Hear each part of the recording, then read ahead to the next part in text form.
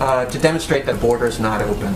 This is a Trump policy that progressive groups are increasingly arguing that it denies migrants who are fleeing violence and persecution a right to even apply for asylum. I wanted to know, what is the White House's message to these groups who largely are supportive of this White House, who are concerned about the continuation of this Trump policy? Well, Franco, I would say first that we consider it a policy that was put in place, or that we've continued to implement, because we're still in the middle of a global pandemic, and that keeping the American people safe and ensuring that we are taking responsible steps as it relates to the pandemic is front and center for the president. And certainly that's what we would convey to any of these groups. At the same time, we absolutely believe that we should be a country that that wants to treat people humanely, as is evidenced by our efforts to treat children who come into this country, who are under 18, who are coming as unaccompanied children, in a manner that was not the same as the former administration. So we understand and we have heard the frustration about this issue, but our objective, as the president's objective, is to keep systems in place, or keep policies in place, implement policies that help us address the pandemic. You have some goals, or some goals of when you may be able to lift Title 42? I can't make a prediction of that. That will, of course, be based on what the evaluation is by our health and medical experts on the status of the pandemic and the safety of the American people. Can I ask you just follow up on the Turkey question? Sure. I mean, Turkey is a NATO member. Is the administration taking into, what consideration is the administration taking into the concerns that Turkey has about potential of this weekend's activities? I certainly understand all the questions. I just don't have anything I'm not going to get ahead of the president or get ahead of any decisions or announcements. And obviously, any decision that the president makes on foreign policy takes into account concerns expressed by allies and partners around the world. Can I ask one more about immigration? Sure. You know, as we approach 100 days, obviously COVID-19 was the biggest challenge that this administration faced. Yep. But immigration was another one that took a lot of oxygen and political time from this White House. Is there any, does the White House feel like it could have communicated anything differently, done anything differently to address this challenge? Not only Republicans, but even some Democrats have been concerned about some of the messaging. Well, I would say there's no question. We've recognized that this is a challenging issue, and we knew that it would be when the president changed the policies of the former administration when he came into office. And obviously, welcoming in or ensuring that we had the capacity, we were using resources to treat children humanely and ensure they're safe, is a change in the last administration's policy that was going to dissatisfy some who were supporters of the last administration, but not satisfy enough, as you alluded to in your question, some who think we should be welcoming many more across our borders. So it certainly is an issue. As you know, you've covered this quite closely, where we recognize we were never going to satisfy everyone. And what the president's objective has been is to focus on the unaccompanied children, those who had been ripped from their parents' arms, those who were being asked to take a treacherous journey back, ensure we could take steps there. He also wants to push for comprehensive immigration reform, providing a pathway to citizenship, ensuring we're investing and addressing the root causes in these countries. That's something he announced on day one of his presidency. So we are well aware, and there was some reporting this morning that this was an issue that some supporters of the former president and some Republicans in Congress apparently are licking their chops about how to make children a political issue. We don't see it that way. And we felt this was the moral right step to take. And we're going to keep working with immigration advocates, with groups out there to get this bill passed, to get the Dreamers legislation passed. That continues to be a big objective for the president.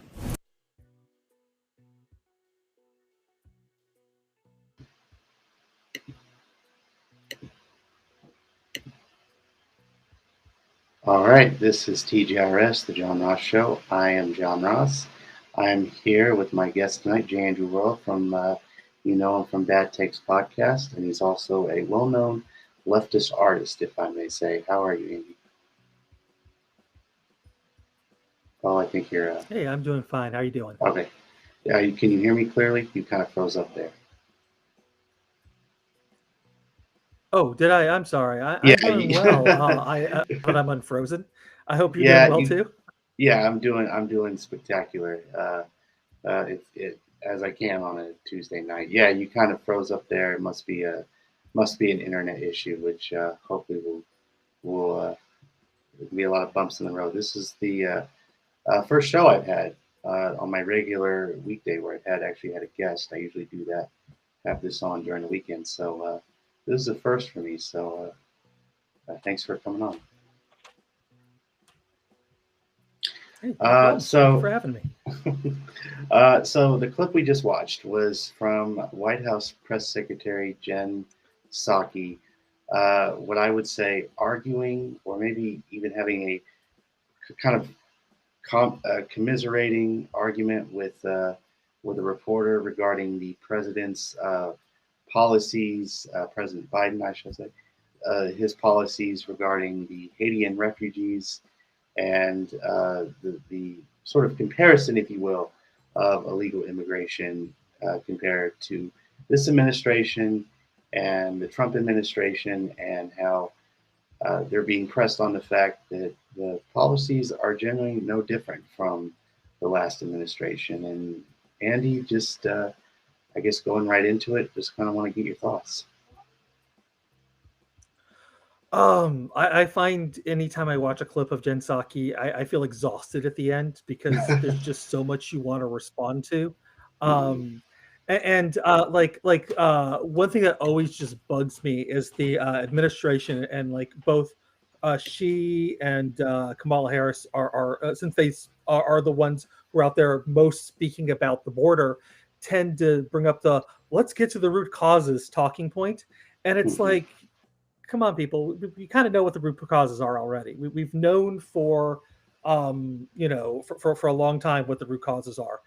We actually have people out there like organizations with policy papers addressing these problems. Why aren't we looking at that? Well, it just seems like it's more of a deterrent of like, oh, we're pretending we're doing something when we're actually not. Right. Yeah, I kind of find it. I kind of find it shocking of Kamala Harris and her view on the policy of not letting dreamers into the country that have been here.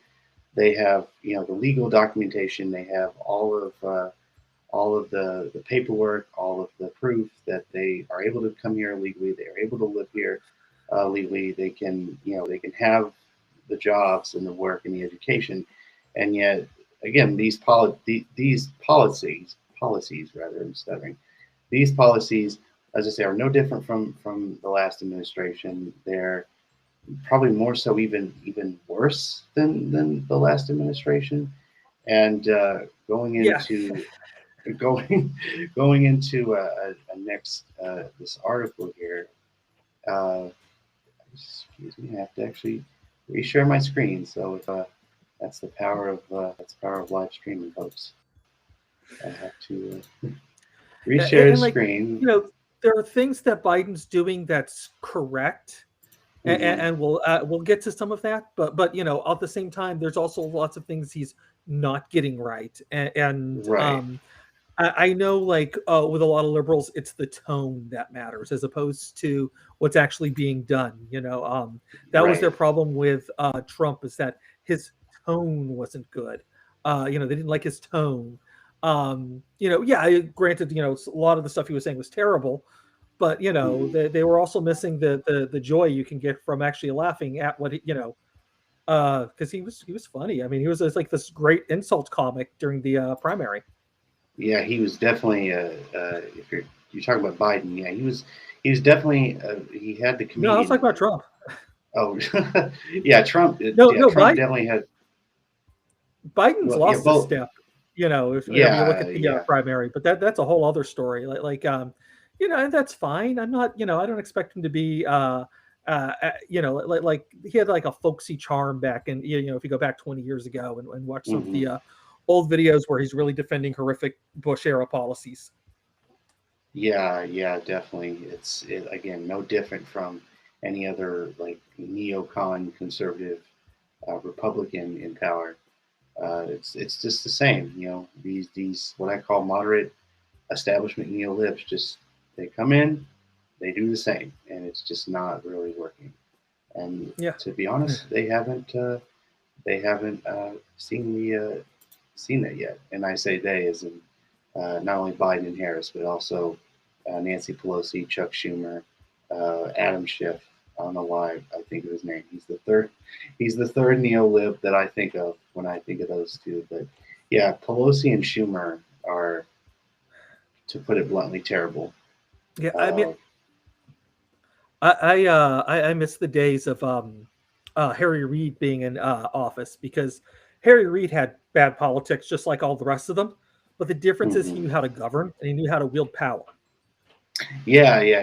Harry definitely And, knew how to work the system. Even though, he yeah, had bad politics, he knew he could work that system on the top of his index finger. yeah. Pelosi I and mean, he was like a Schumer.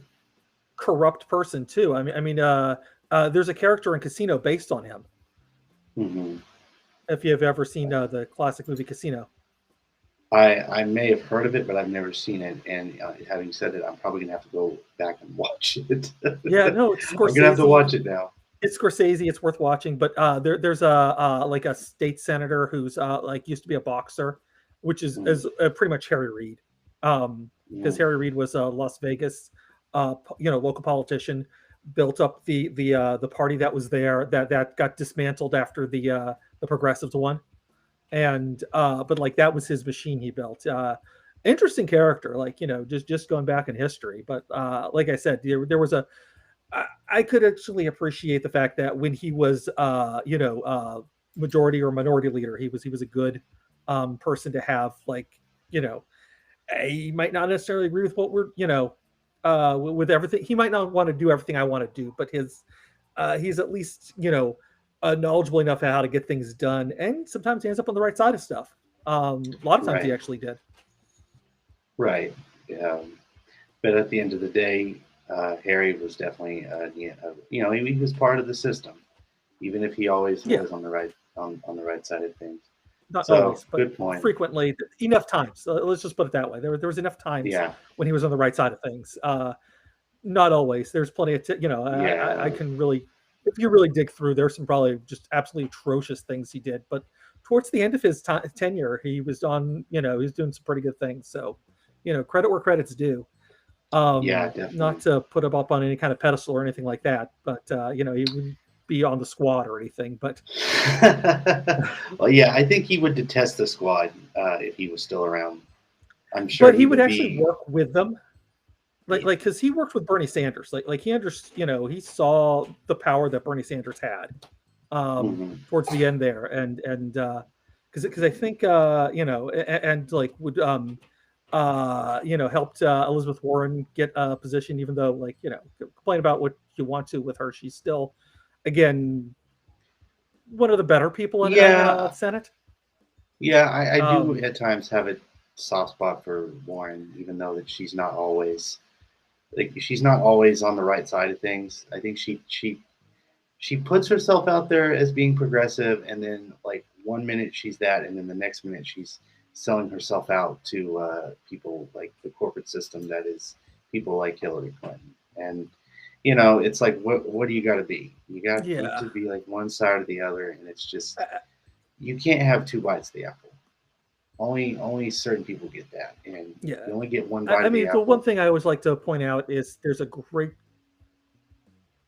I'm sorry, was I speaking over you? No, no, you're fine. Okay. There was a little freeze up in the video, and it looked like you were still talking, and I apologize. But anyways, there's a great quote from Ben Jealous where he's basically says that you don't vote for the candidate that's going to make all the changes for you. You vote for the Mm, candidate that's going to make it easier for you to make those changes. right. It's the person you can push, and would I like to have a better senator than Elizabeth Warren? Yes, but is she somebody I can push into the right thing? I think so. If I organize or scream loud enough because she is my senator. Right. Right.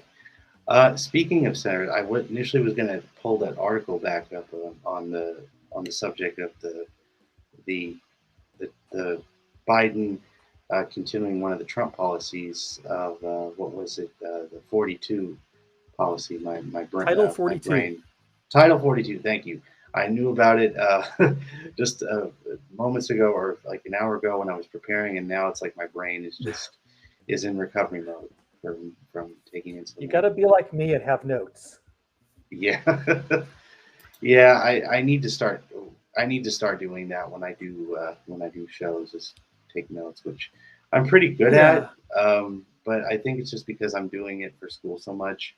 When I do stuff like this, I just lose interest. But I need to kind of keep up the. Yeah, well, big things like words you're going to forget, like due process. Yeah. I don't use due process every single day. I got due process written down here, because I'm going to forget that. But like, so I tend not to have like full sentences, just like big ideas. Okay, I do have like full sentences, like Remain in Mexico was forced onto the books by Chief Justice Alito. Okay, there's that. But no, Yeah. like a lot of times I'll just have like a word or phrase that I'd forget, and Mhm. I could just glance down and be like, due process, got that. Mhm. But yeah, Title That 42. is Title 42. Before I get into that, because we were talking about the politicians, the squad. I wanted to ask you real quickly if you heard about the AOC, how she cried after she voted for it was something to do with M4A, and she didn't vote the right way, and a lot of people on the Yeah. left got really angry at her for that. And Well, the as thing a is like she a present vote is basically saying that I don't want to make a statement on this issue. I'm not voting right, yes. I'm not voting no. It's kind of worse, like Jamal Bowman voted yes on the authorization. Not Jamal, right. was it? No, I'm sorry, not Jamal Bowman. The senator from Georgia. Oh, my mind's going blank too. Yeah, fine, whatever. Like, it doesn't even matter. Right, uh, he at least put down where he's at, and us as people on the ground and activists have it now know that he needs to be pushed.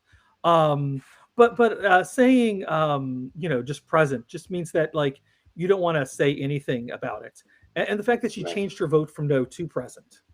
Um, Now, to be fair, and I always like to to put be kind to some of these people. There could be issues with constituencies that we don't know about. right, I'm not familiar with that. Uh, the fact that she's so tightly associated with the squad, I don't see why that would be a problem because Ilhan Omar and uh, Rashida Tlaib are very hmm, outspoken about Gaza. So yeah, I completely get, I don't see that being as big of a problem as some other people. right. Like when, for example, during the last presidential election, uh, Presley from A, Massachusetts, a, yeah. Ayanna, Is it Ayanna Presley. Ayana? Yeah, Ayana Presley. Uh, Yes. she supported Warren, but there's Hmm. also the fact that they're both from Massachusetts, and if she supported Bernie in the primary, that you know that there could be some kind of blowback from that. I'm Right, not saying it's right. I'm not saying it's correct or anything like that. It's a political decision. right, And is that really truly what's in her heart? Well, it just kind of shows you that she's maybe a little more crass than than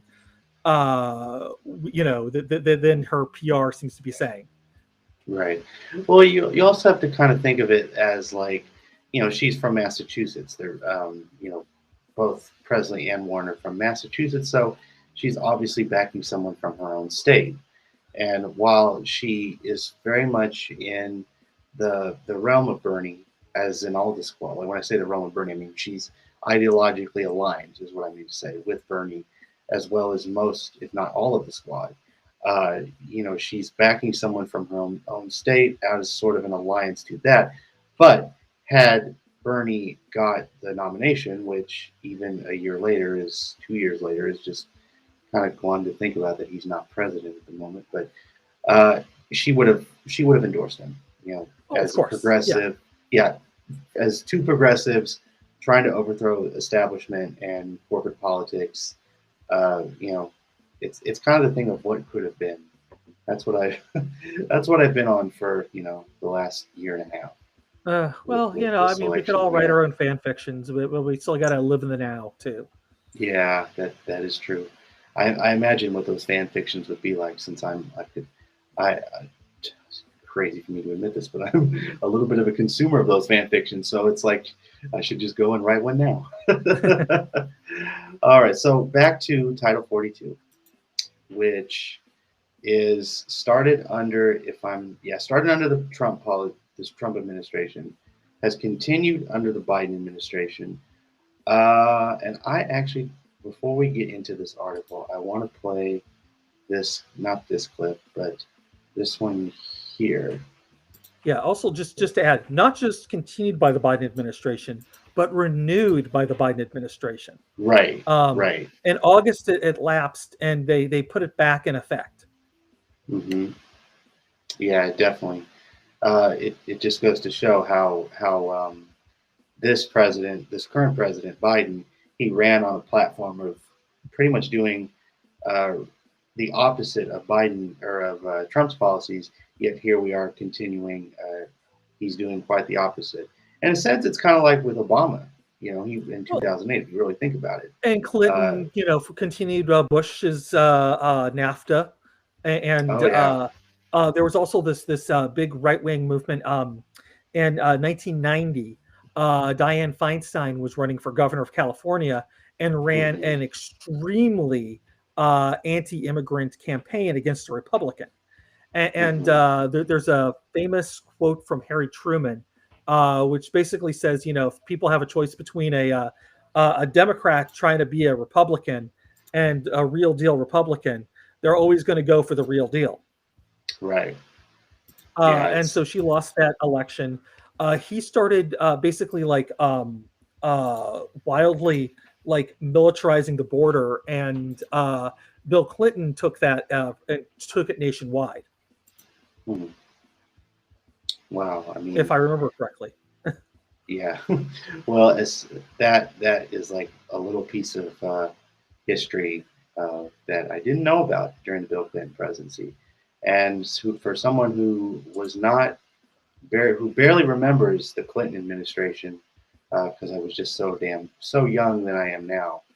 Uh, the abuse of power that happened in that administration and many others. So again, it's just like it's a night and day kind of thing. It's more like one is no different from the other. They're just all cut from the same cloth. But uh, let's go on with this clip here.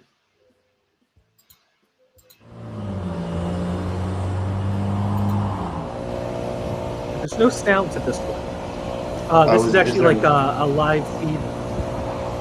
It's just the engine noises. Right. But it's a good roll. You may want to just mute it Yeah. Yeah. or I don't take the want to volume get. down. Yeah. It, yeah. I mean, unless people are into that ASMR kind of stuff. Yeah. But it's basically this is video and photos shot by activists who are witnessing Haitian refugees being loaded onto a plane. Now, as of today, there's been over 4,000, an estimated 4,000 refugees flown from the United States back to Haiti. Back to where they fled from, which is quite horrifying. The fact that of the 12,000 people that were there, 1/3 of them have already just been shipped off. Right. And of course, all these numbers that I'm throwing out here are estimated numbers. So bear with me on that because we don't have official numbers yet. Throw some as numbers as you can, man.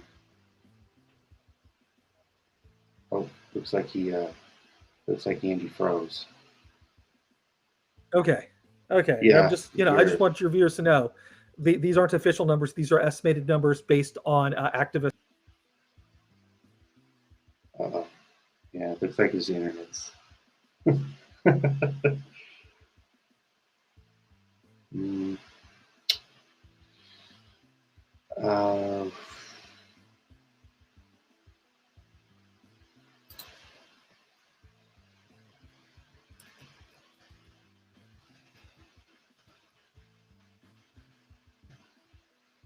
it looks like looks like Andy froze, unfortunately. Uh, shoot. uh, yeah, let's just play. I'm gonna play this clip, and I'm gonna see if no, I can't play that clip. It's too long. Shoot. Yeah. So yeah, Andy froze, unfortunately. So let me see if I can get him back. And whilst I do that, I can probably play another clip from the topic of hang with me, hang tight. Okay, I'm gonna do this clip here, and I'll try to get Andy back. So.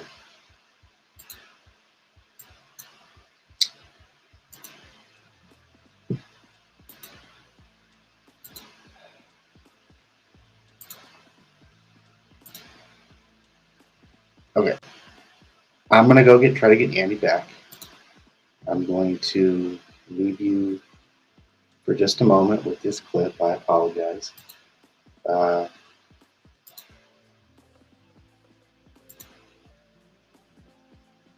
Wait word from Homeland Security. This will likely just add to criticism of the Biden administration's response. President Biden says his administration is handling the influx of mostly Haitian migrants at the southern border. The Biden administration is a man-made disaster of inhumanity, of epic proportions. Republican Texas Governor Greg Abbott visited the camp Tuesday, expressing doubts that all the migrants would be processed soon. The only thing that they've shown is an incapability of dealing with this crisis candidly in a way where they pretend it doesn't even exist. And we're here to tell you it exists. Border Patrol agents that were seen on horseback grabbing and lashing out at migrants are now on administrative duties pending a Homeland Security investigation. The administration has sent additional Border Patrol agents to the area as more than 8,000 migrants remain in the camp. With other sections of the river now off limits, this shallower stretch of the Rio Grande has become a lifeline. Many come over here to the Mexican side to buy food to bring back to their families at the bridge camp. Gregorio Jean-Pierre arrived with his wife and child. He crossed into Mexico looking for food for them. You've heard about the deportation? Sí, como tres aviones se fue. And what do you think? ¿Qué piensas de eso? ¿Por qué hacen eso? Why do that? ¿Por qué No sé, todavía si te nadie lo regresan sabe. a Haití, ¿qué tienes ahí? Do you have anything in Haiti? Nada. As we visited the Mexican side, we also noticed that authorities there are cracking down and limiting the migrants' movements, leaving many of them feeling stuck. And of course, their biggest fear remains deportation. Laura? Manny, some incredible images, especially of those officials on horseback that have really made the rounds on social media now. And there's a lot of criticism, not only to the Biden administration for the handling of this, but also toward Texas and Texas Governor Greg Abbott. We heard from him in your piece. But tell us more about the handling of these migrants and how lawmakers are sort of on the defense about this. All right, I'm going to leave it there. That was a clip from CBS News about the migrants being released at the border and how they're Haitian migrants, I shall say, are being released at the border. I'm back with Andrew World. Apparently he was having an internet issue, and that's the beauty of live streaming, folks, is that we always have technical difficulties. So before we had a glitch, you were going to throw some numbers out, and if you would be so kind to do that before I show the next clip. Yeah, I don't know if any of these numbers were covered in that clip we just watched, but there was an estimated 12,000 refugees at the camp that were all underneath the bridge there. The last time I checked, they've estimated about 4,000 of them were shipped back to Haiti. So again, all right. This is a third of the total refugees there.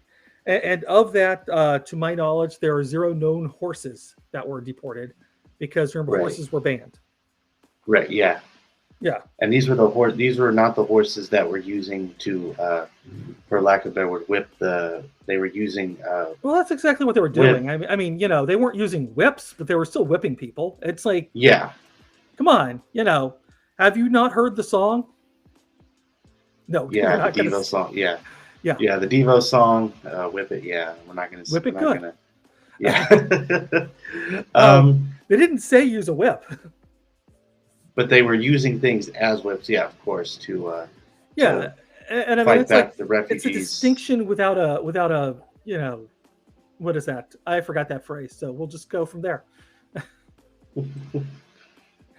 But it's like an inane argument people make. It's like people are being whipped. Yeah, it's a split rain. I know what it is. I'm from Texas. I've gone horseback right in that area. I was born in El Paso.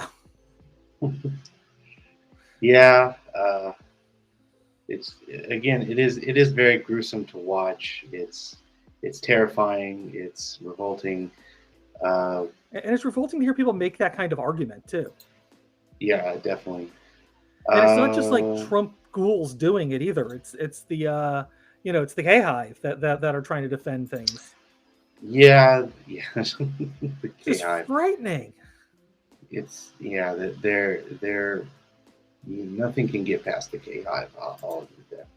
I don't know. I've been blocked by most of them, so Yeah, well, it's hard. Honestly, it's hard for me to identify who isn't a K Hive person. I generally think if they're a K Hive, if they respond negatively to my posts on social media, either that or they could just be a Jimmy Dore fan. Well, I mean, if they got a yellow heart or a bee next to them, they're probably K Hive.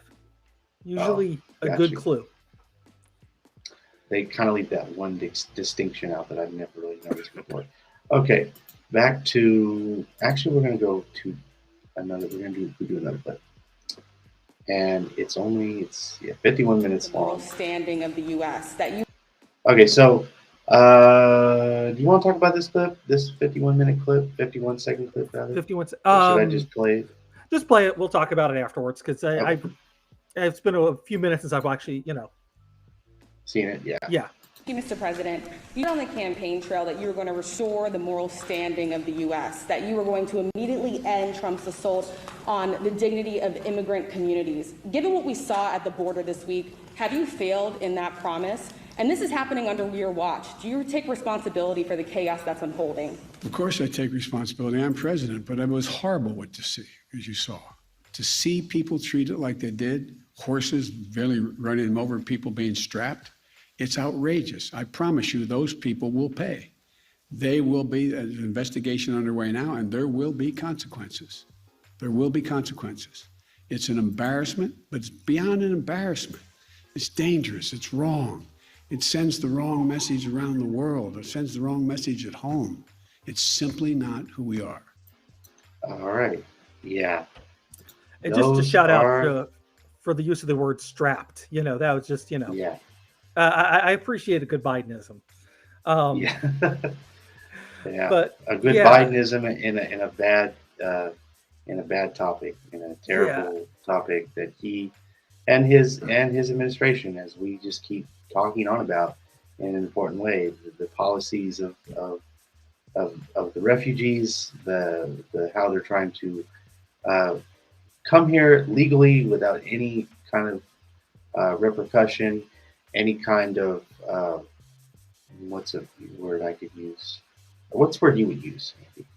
I don't know. I mean, the one thing I got to say about this is it's the tone. Like it's that tone that liberals like. He does seem, and I don't know what's in Biden's heart, and I'm not going to pretend I do. So I'm not going to assume Mhm. like, oh, Biden's, terrible and doesn't his actions don't match with his words.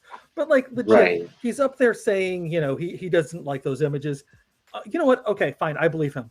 But the problem is I don't see I don't see him really uh like doing anything about it. Like he for months now we've been telling him to end Title 42. Mhm. He did try to end remain in Mexico, which is a good thing to mention, and that was overturned by the Supreme Court, which is horrible too. But like, he's not pushing Congress to create a law that sidesteps the Supreme Court by ending remain in Mexico.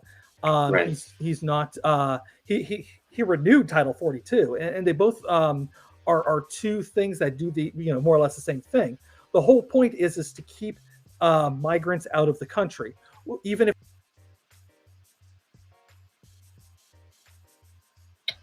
Oh, looks like he froze yet again.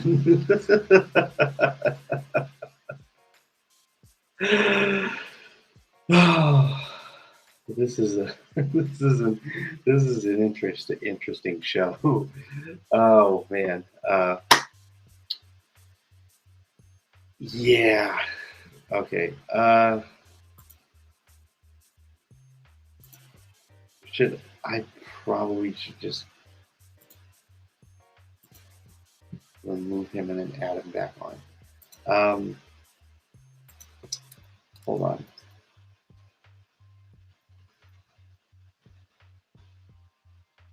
Okay. Hi. Okay, you're back. You're back. Okay. I don't know what's going on. My modem is just like keeps flaking out for some reason. Really? Yeah. Is I it can't often? I can't explain this. It's this is the good one too. Is it your internet provider or is it just the? No, it's the modem. It's the actual physical hardware. Oh, how long have you had it? I don't know. We got it during the pandemic, so 10 years. Ooh, No, 10 years? No, we got it during the pandemic. Right. So I don't know, maybe a year at most. We shouldn't be having this problem. Is the issue? Right. If you keep having it, you may have to contact your cable company. Yeah. Or your internet company, I shall say. But yeah, they do the whole thing, internet cable. Trust me, I've had similar issues with Spectrum, so okay, that's my company. I was going on about something. You were talking about I think it was the Title 42, how it's Biden pushing it is no different from Trump, if I remember correctly. Yeah, I mean his actions are no different from Trump. It's his words that are different. And the thing is though, it's like when liberals hear that, they're gonna be like, okay, it's being taken care of, and they just want to go back to sleep. Right. I tomorrow night on Bad Takes, we're going to be talking about the movie Primary Colors, and one of the things about like the messaging of the whole film is like, yeah, some of these people might do bad things, but like they're going to fight for the people, and that's not necessarily true. Like, as I mentioned earlier, you don't vote for somebody to fix the problems. You vote for somebody to make it easier for you to fix the problems. Right. Right. So you need to be out there advocating for these things and fighting for these things. Right. And the right, thing is, the Biden administration is not listening to people who've been saying for months, since he's been elected, end Title 42. He ended to remain in Mexico. That's a good thing. But Title 42 is still on the books, and he renewed it. This is his policy now. He owns it. And he hasn't. Right, and he hasn't given any reasons for not ending it either. It's the pandemic. It's a pandemic. I mean, that's the excuse Trump used. Stephen Miller concocted this to make it sound legit. This is, a bad legal argument from bad faith person is still a bad legal argument from a bad faith person. Doesn't matter if it's said by Sarah Huckabee Sanders or Jen Psaki. It's it's. I can only imagine what Sarah Huckabee Sanders would actually say. Why don't you just end it? Not that much different from Jen Psaki. I mean, really. Yeah. I mean, let's be honest. Like the job of the press secretary is to be adversarial with the audience, and both of them are good at that in their own unique ways, and they both have their own fan base because of it, which is obnoxious. Right. Because we, the people, need to also be against this press secretary, because the press secretary is not representing us; they're representing the administration, and they're going to say what the administration wants. Yeah, definitely. Yeah, it's just basically talking points after talking points. I mean, they have things on a paper. I mean, Yeah, obviously that's in their that job. podium, I mean, yeah. yeah, their job is to basically regurgitate whatever the Biden administration, whatever Joe or Kamala or whoever Well, their is, team, you know, let's yeah, their team is like putting stuff on a paper and saying, not necessarily this, but saying, Jen, go out there and say what you need to say to the journalist out there. Well, actually, more realistically, it's like they sit down at a meeting. They say, "This is what we're going to talk. You know, this is what we're going to. You know, this is our perspective." And then she has to go out there and put it in the most polite way possible, or the most digestible way. She's basically going over how to do it in her head, and that all just goes right out the window when that door opens, and the journalist and the press people are just like, Jen, you know. And it's not just Jen Psaki. It's any press secretary. It's the job. I'm sure if Bernie was president now, whoever his press secretary would be would get the same treatment, you know. Brianna Joy Gray. Brianna Joy Gray would definitely. I mean, I have I don't know if she'd stick her. through. Yeah, I mean, she was during the primary, so you know. Right. Yeah. Brianna would probably ace the floor. I'll give credit where credit's due. Brianna Joy Gray, if she was Bernie's press secretary, would sweep the floor, so to speak, with the floor. I shouldn't say but I mean, the thing is, again, if she was, you know, I there are things I like about her. I disagree with her a lot, but that's okay. Yeah. That's I don't have to agree with everybody I follow. And are you talking about Jen Psaki, by the way, or no? I'm talking about Brianna. Okay. But the thing is, though, like her job, even if I do like her, if she was press secretary, I mean, she was on the Michael Brooks show, you know. Yeah. Oh yeah, absolutely. But the thing is, though, it's like if she is a press secretary, again, her job is not to tell the truth. Her job is to, you know, to tell what the administration wants to say, and it is supposed to be an adversarial relationship. Right. But you can still be adversarial and respect them. Bush's last press secretary, and I forget his name, who actually ended up having good politics. Yeah, I think it's Scott McClellan. If you're talking about George W. That's the very last one. He was like press secretary for a few months before Obama. Oh, well, I can't remember his name, but the one I think I remember before him was Scott McClellan, who then wrote a book about. But I have to look that up. But he ended up getting like cancer and came out for Medicare for all and that kind of stuff. Like whenever he actually was dealing with his politics. But the thing, and then he died. Right. Oh, right. And the thing is like, you know, everybody's just like, he was a good press secretary because he always got back to us whenever he couldn't answer our question. Like, that's his job. I mean, you know, again, it's adversarial, and yeah, you're supposed to get back to people whenever you have you know. Yeah. It kind of reminds me of did you freeze again? Yeah, his modem is truly acting up tonight. It kind of reminds me of a book that I'm reading that just came out.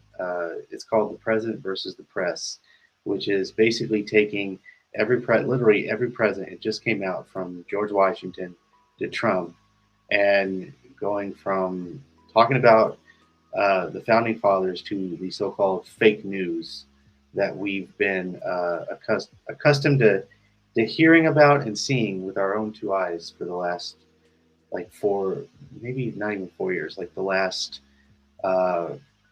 6 years since the first beginning of the Trump campaign until he got into office, when he was using the words fake news.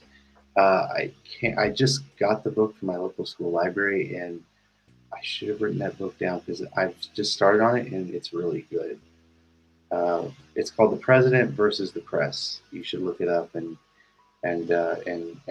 check it out. You know, it's kind of like, yeah. I'm actually going to discipline myself and read Ben Burgess' first two books. in preparation for his Hitchens book that's coming out in December. He just Yes, announced which it. has a great cover, by the way. Yeah, did you do that cover, by the way? Yes, I did. You know what? For what it's worth, we're going to show that cover.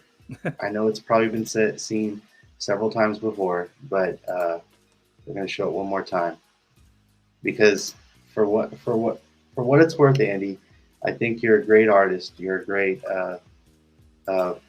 you do a lot of good stuff. I think did you do Michael Brooks's book, his Against the Web? Yes, as well.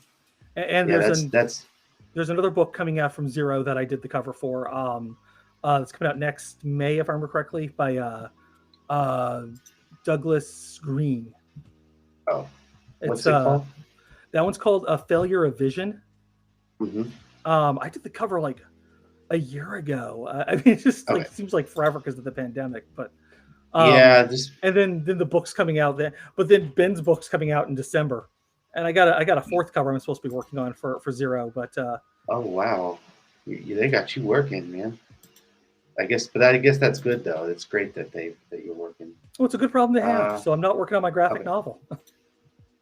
So here's the book for those who are. It's this one right here. This is what did he say? Christopher Hitchens. What he got right, how he went wrong, and why he still matters. So I don't know if you know who R.C. Roberts is. He writes on Substack for OK Enemy. He comes on here now like every Sunday. We've done, I think, 4 Sunday streams already, and they're really good. And he and I have gotten into some Hitchens like conversations.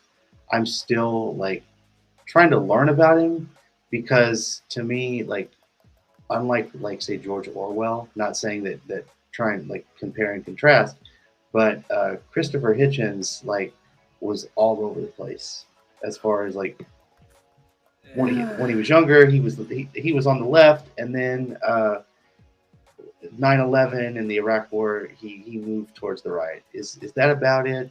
Because that's what I've gotten from Ben. Sort of, kinda. I mean, that's like a good summation of it. If you don't know anything, right? It's I know it's a bit more complicated because even I kind of came across Hitchens during his late period, like after a lot of the stuff that he was pushing with the Bush administration was proven wrong, and kind of was still writing for Salon at the time, and I didn't always agree with a lot of the stuff that he'd say, but he was a hell of a good writer. So like it was always kind of it was a nuanced discussion, and there's this nuance to Hitchens that even when he was going on the neocon diatribes, he still would bring up some really interesting points and good arguments because he is a good thinker, and so you do have to kind of wrestle with the different eras of Hitchens because it's hard to kind of sum up everything because even the 90s was a little bit different than him in the 80s and obviously different from the 2000s and and then he was no more, so we don't have much. I do want to say like as a writer though, just very few people write on his level, and that's something to be said, like just to appreciate the craft that he does. So it's great to go back and read those old Salon articles that he did, even if you don't agree with him politically. And I would say there's this feeling I'd get whenever I'd read a good Hitchens article, and I get the same feeling with Nathan J. Robinson. Like I don't always agree with Nathan J. Robinson, but he's a hell of a good writer, and I really do. Yes. There's an enjoyment that I get from reading their pieces. Yes, but they're not the same. I actually, they're very different writers too. Yes, definitely. Just like Matt Taibbi, I don't always agree with Matt Taibbi on everything, but I like his book Hating. I subscribe to his Substack, and I read, I read something, then I kind of go on the balance beam. It's like I agree with this. I might not agree with it, but at the end of the day, that's his opinion. Yeah, I don't think Taibbi is as good of a writer as Robinson or Hitchens, though. I've actually been fun. I like him. I do, but Yeah. like there's a difference between because with Robinson, it's a certain clarity in the argument that he builds. He might not be as and there's a wit to him to his writing as well. Right. And with Hitchens, there's also like this really good argument building and wit as well. But again, it's easy to compare those two because like there's something, and it's not just that they're both British, but there is something you can kind of see like connections, like in spirit to the two of them, but not like a one-to-one comparison kind of thing. Right. So I just want to kind of give you my take on why I'm not the biggest fan of Nathan J. Robinson than I used to be. I'm not sure you heard about the issue with current affairs. Oh, I've heard about it. Okay, so I guess it would be better in your words than mine, and then I want to kind of get your opinion because I've talked to one of the writers that was let go from Current Affairs magazine, or I should just say CA magazine to abbreviate myself. She was part of the group that said that Nathan was trying to basically take everything. They wanted to start a workers' co-op, basically. Yeah, no, I know the story. I don't really want to publicly comment because there's a possibility I might do work for them at some point. Got you. So I don't necessarily want to. I don't know. I don't see why everybody has to express their opinion on everything like that. It's like, I think is Nathan Robinson truly sorry? Well, time will tell. Let's be honest with that.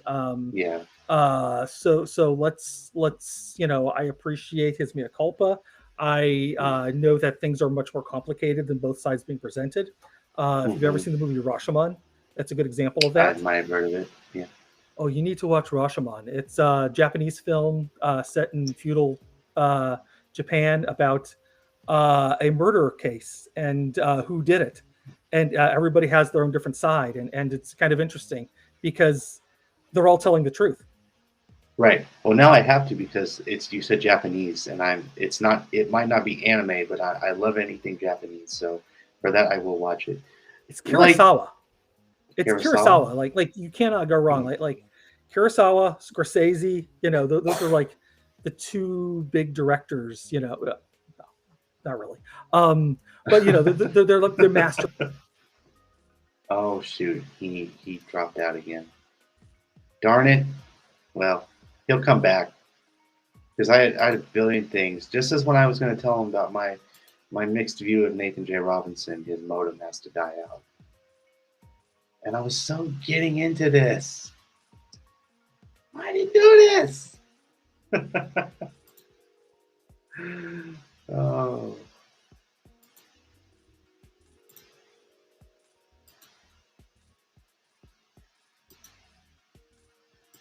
Oh boy.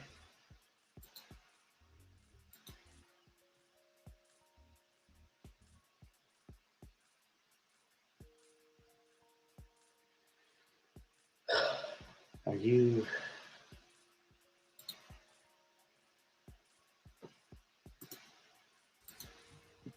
Man, your modem is just not cooperating with you tonight. Yeah, no, it keeps like the bars on it keep dropping.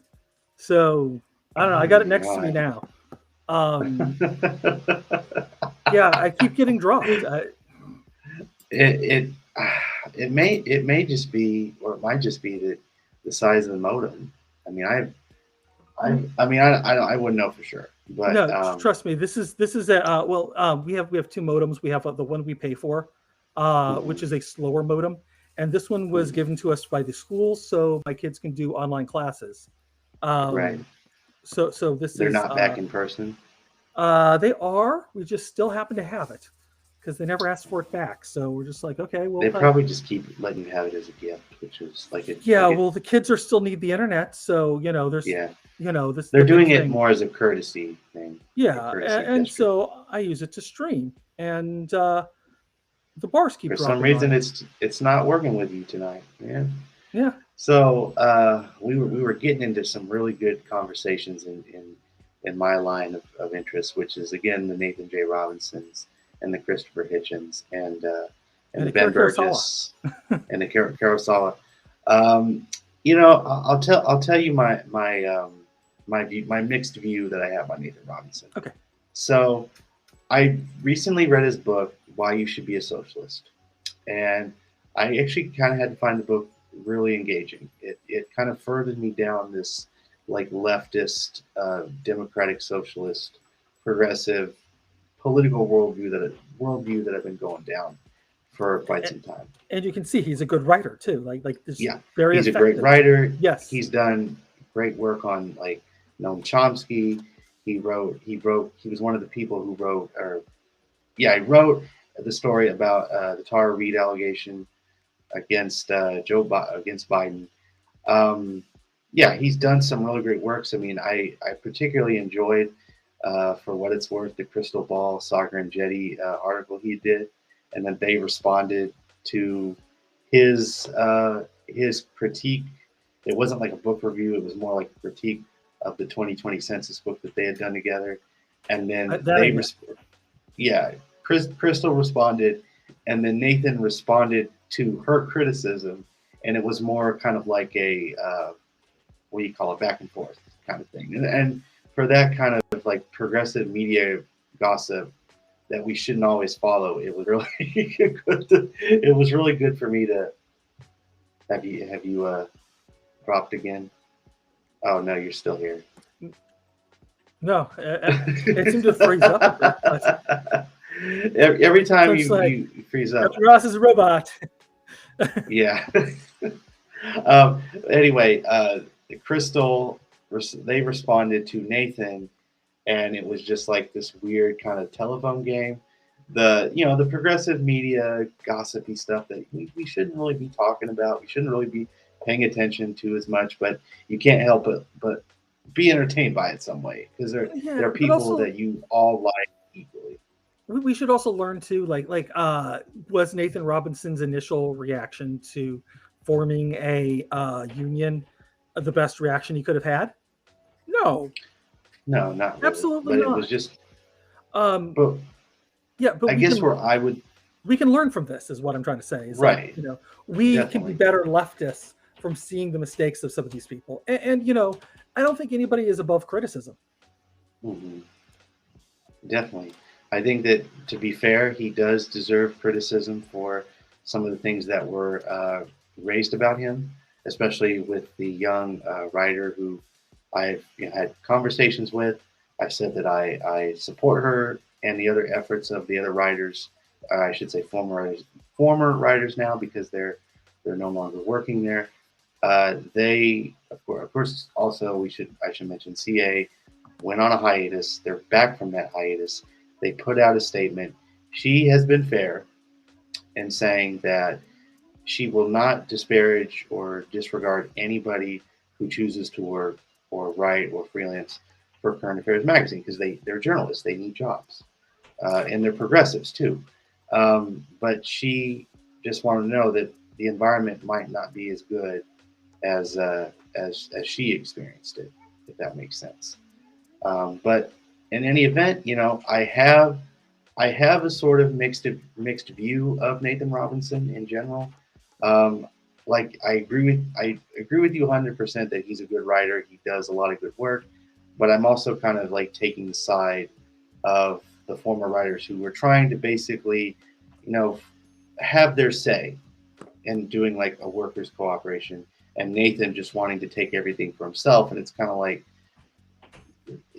dude, come on, you're running a business. I mean, you started a business, yeah, for sure, but you need journalists, you need people, you need artists that to make your business grow. You know what I mean? And to give them and to have them and to give them a good, fair, pay. I mean, it even though that it shouldn't always be about the money, like it should be about, we're passionate about it. And you did mention to me that you actually sent some of your work into Current Affairs, and then they rejected you. This was long ago. This was maybe about a year ago. Yeah. And do you want to? Could you comment on that, or is there No, like a legal I issue? don't think like they made their decision. I'm not going to argue with it. That's fine. I'm not. There's no sour grapes here at all. I just Right, you know, right. I'm always I'm throwing things out to different places, and I get a lot of rejection letters. Fantagraphics, Jacobin, whatever. That's part of the game. Ooh, yeah. I think you mentioned Jacobin too. Was that kind of a? Does it feel though kind of like I wouldn't say a letdown because obviously you are supportive of these publications. Um, is there kind of like a sinking feeling you get? Because I get that a lot too when I've gone out and like applied for different internships in the news business, particularly in the what I call the independent business. That because we have community radio, we have a real good publication down here called The Pitch. It's a local magazine that covers news and culture. They have their own podcast system. And shout out to our friend and comrade, Professor RBJK, who went on the KC Morning Show podcast on The Pitch. If you go find The Pitch, search it up, I think on the website, and just I think it's KC Morning Show. And Professor Harvey J was a guest. I think he's been a guest on there a couple times. I'm not sure. I don't really have a number on. Maybe like 3 or 4 times, as far as I know. But go out and see it. It's really awesome. So shout out to our man, Professor Harvey J. One more time. I can't resist. I can't help when I am friends. When I'm amazed with people like yourself and Ben and Anna Kasparian and Michael, obviously, uh, you guys are all good. You're great. So we've gone we've gone so off from talking about the Title 42 to just discussing politics and media, but that's live broadcasting, folks. That's how we do it at Philip and Alan. Yeah. Do you want to go back to talk about Title 42? Is there something that you I mean, like I got to? always a lot of stuff to say because I am actually working on a graphic novel about immigration and ICE, because the one really important thing that because I don't know we've touched on the horses being banned. Right. Yeah, and I gotta say like the one important thing I want to say about that like that's asinine because even once we abolish ICE and we create a border rescue force, which is like what we need is a frontline workers made up of EMTs and what are those things called, social workers. Yeah. To get these people to immigration lawyers and whatnot, have translators or all that kind of stuff like available to them. And honestly, if you go back, I read a lot of headlines, looking back, because I was trying to research Frank W. Berkshire, who was the founder of Border Patrol. Very boring guy, but I read lots of articles. He's like one of those people that's always like he's like a footnote in history, but nobody knows his name. Right. He was Right. the captain He's of like the Soviet Ark. That's the ship we took a bunch of communists and shipped them back to Russia in like the 1920s. Right. He basically was in charge of that before he created Border Patrol. But he spent years developing Border Patrol. He was a Chinese inspector before that, and there's an article talking about like how they treated immigrants and how they had state-of-the-art washing machines to clean all their goods, and that they give them clothing that they need at the border, and take much better care of them what we're doing now. That was 100 years ago. And I mean, part of the reason why he created Border Patrol was because of the Mexican Civil War. So and Zapatista and all that. But that's also why the Texas Rangers are who they are today, because they were also running around more or less lynching Mexican, the Tejanos and the Mexican Texans. That's stealing their land so white people can get it. Right. which is a horrible history of the whole thing. But Berkshire himself, there's no biography written about him because he's fairly boring because he was a bureaucrat. But like I said, if you really want to, if you find anything interesting about him, please let me know because I'd love to do something more than just what I have. There's one interesting story definitely. I do have for you. If you want to hit me to. Yeah, shoot. Apparently, there was a criminal that was in in Mexico, side of the border, and while his men were in El Paso, so he sent his man over to investigate to find out because like the rumor was he was going to come cross over into El Paso, so they were trying to find out if that was true. He goes over there, his man gets shot by Mexican troops, and Berkshire himself had to go down there and get his man back. And he goes down there, and the first thing that happens is the Mexican army arrests him. But somehow he negotiated his way out of that and bringing his man back to the States who lived and recovered. And that's the most interesting story he's ever had. Wow. That is an interesting story. That's probably something that's probably maybe we can do more segments on in the future as I'm trying to, grow this show and make it more interesting. Stories of Frank Berkshire and how his wife had the dropsies, which I read that headline. Yeah. His wife was a socialite, and there was like lots of stuff about her parties and the color schemes. And but at one point she had the dropsies, so nobody could come by and visit. Yeah, socialites, as far as I know, they tend to lean more conservative, because money, and that's the one thing. Like if you look at the Gabor family, when I say Gabor, I mean like Ava Gabor. Is if that's how you say her name. They are all Jaja. I don't know why I mispronounce her name. What's that? Yeah, Ava and Jaja. Ava and Jaja. Well, I know Ava. I know who she is because, of course, she's an actress of Green Acres fame. But for those of us who are millennial, who were born in the '90s, who grew up watching Disney movies, she slapped a cop, so she is a hero. What? She what now? She slapped a cop. She slapped a who? Oh, Jaja slapped a cop. Slapped a cop. She got pulled over for speeding. He asked her to get out of the car. She refused. He grabs her. She smacks him. And there's this was like national news because of the whole thing. And she I was watching like this clip of her on Donahue where this woman asked the question, she's like, "You are a very beautiful woman. You are a very beautiful woman." Like, let's ask her a question. And so the woman asked the question. It's like, "You might be a very beautiful woman, but you're a very stupid woman." It's so good.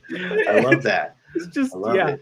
And the whole thing was just like, and so Donahue's trying to ask her about the cop, and he's like, "He's a very handsome man. He had a nice thick mustache, and he looked very good." It's like, "We have a picture of him. Oh, I'd like to see him again." It's like, "Oh, it's the best we have." It was like this bad photocopy out of a newspaper. She's like, "He's much better looking in real life."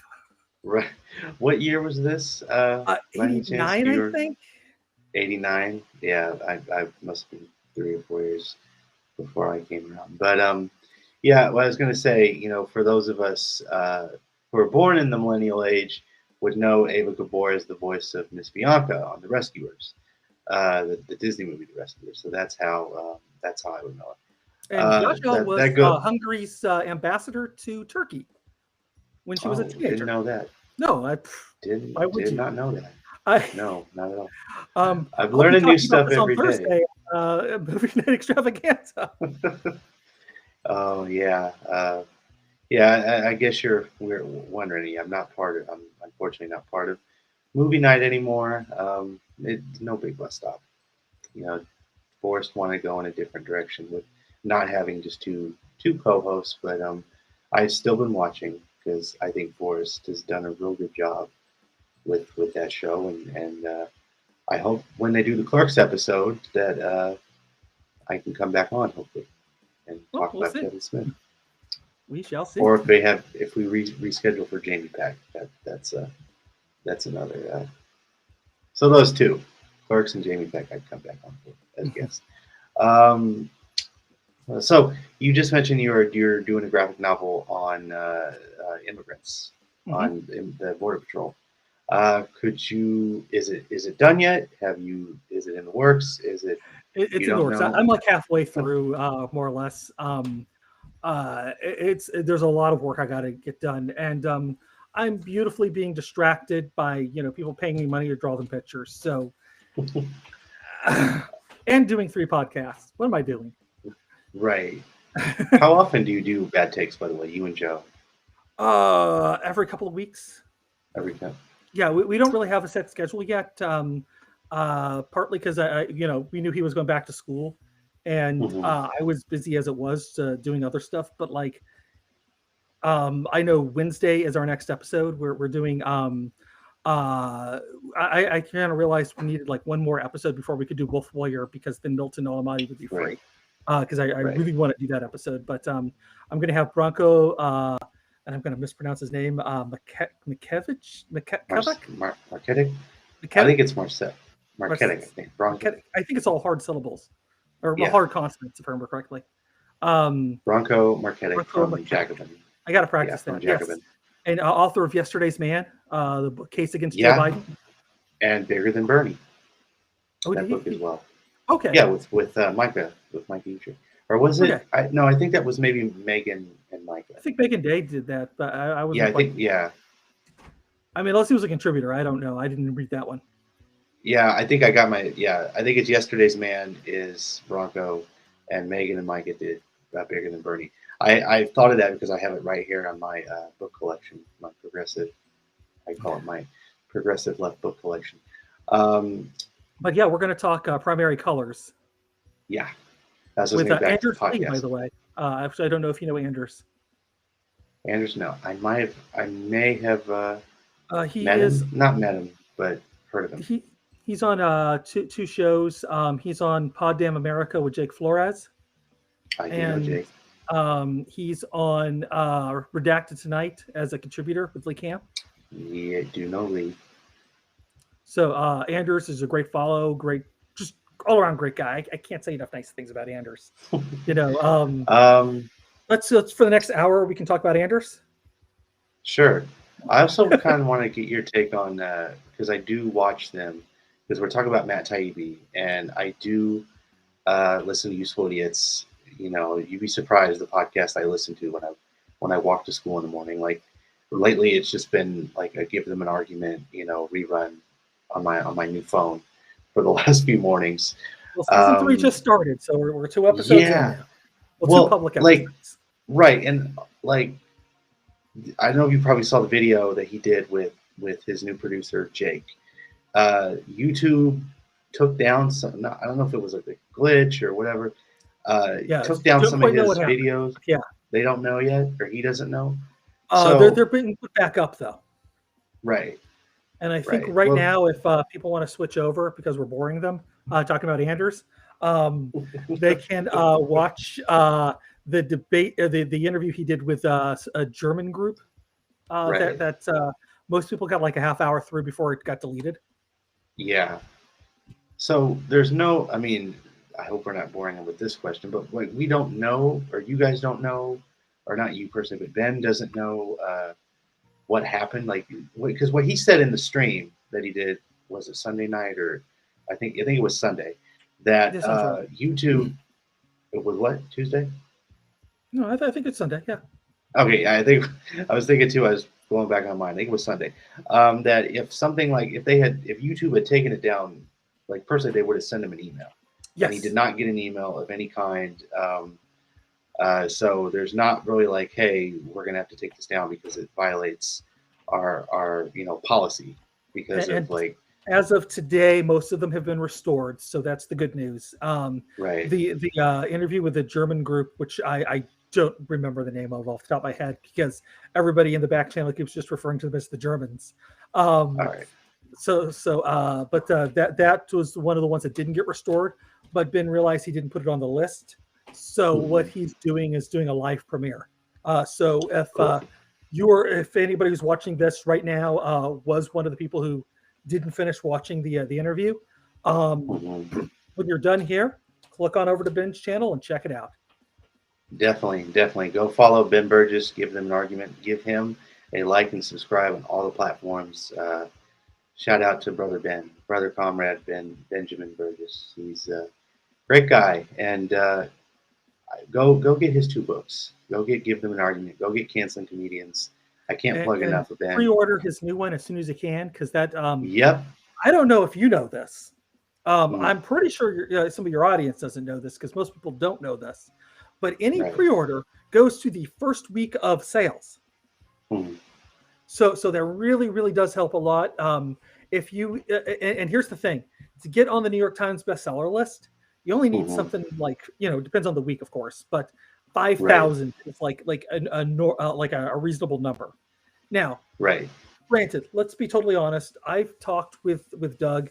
5,000 is a large, they rarely do that total for the in sales for some of the books. Right. Um, Right.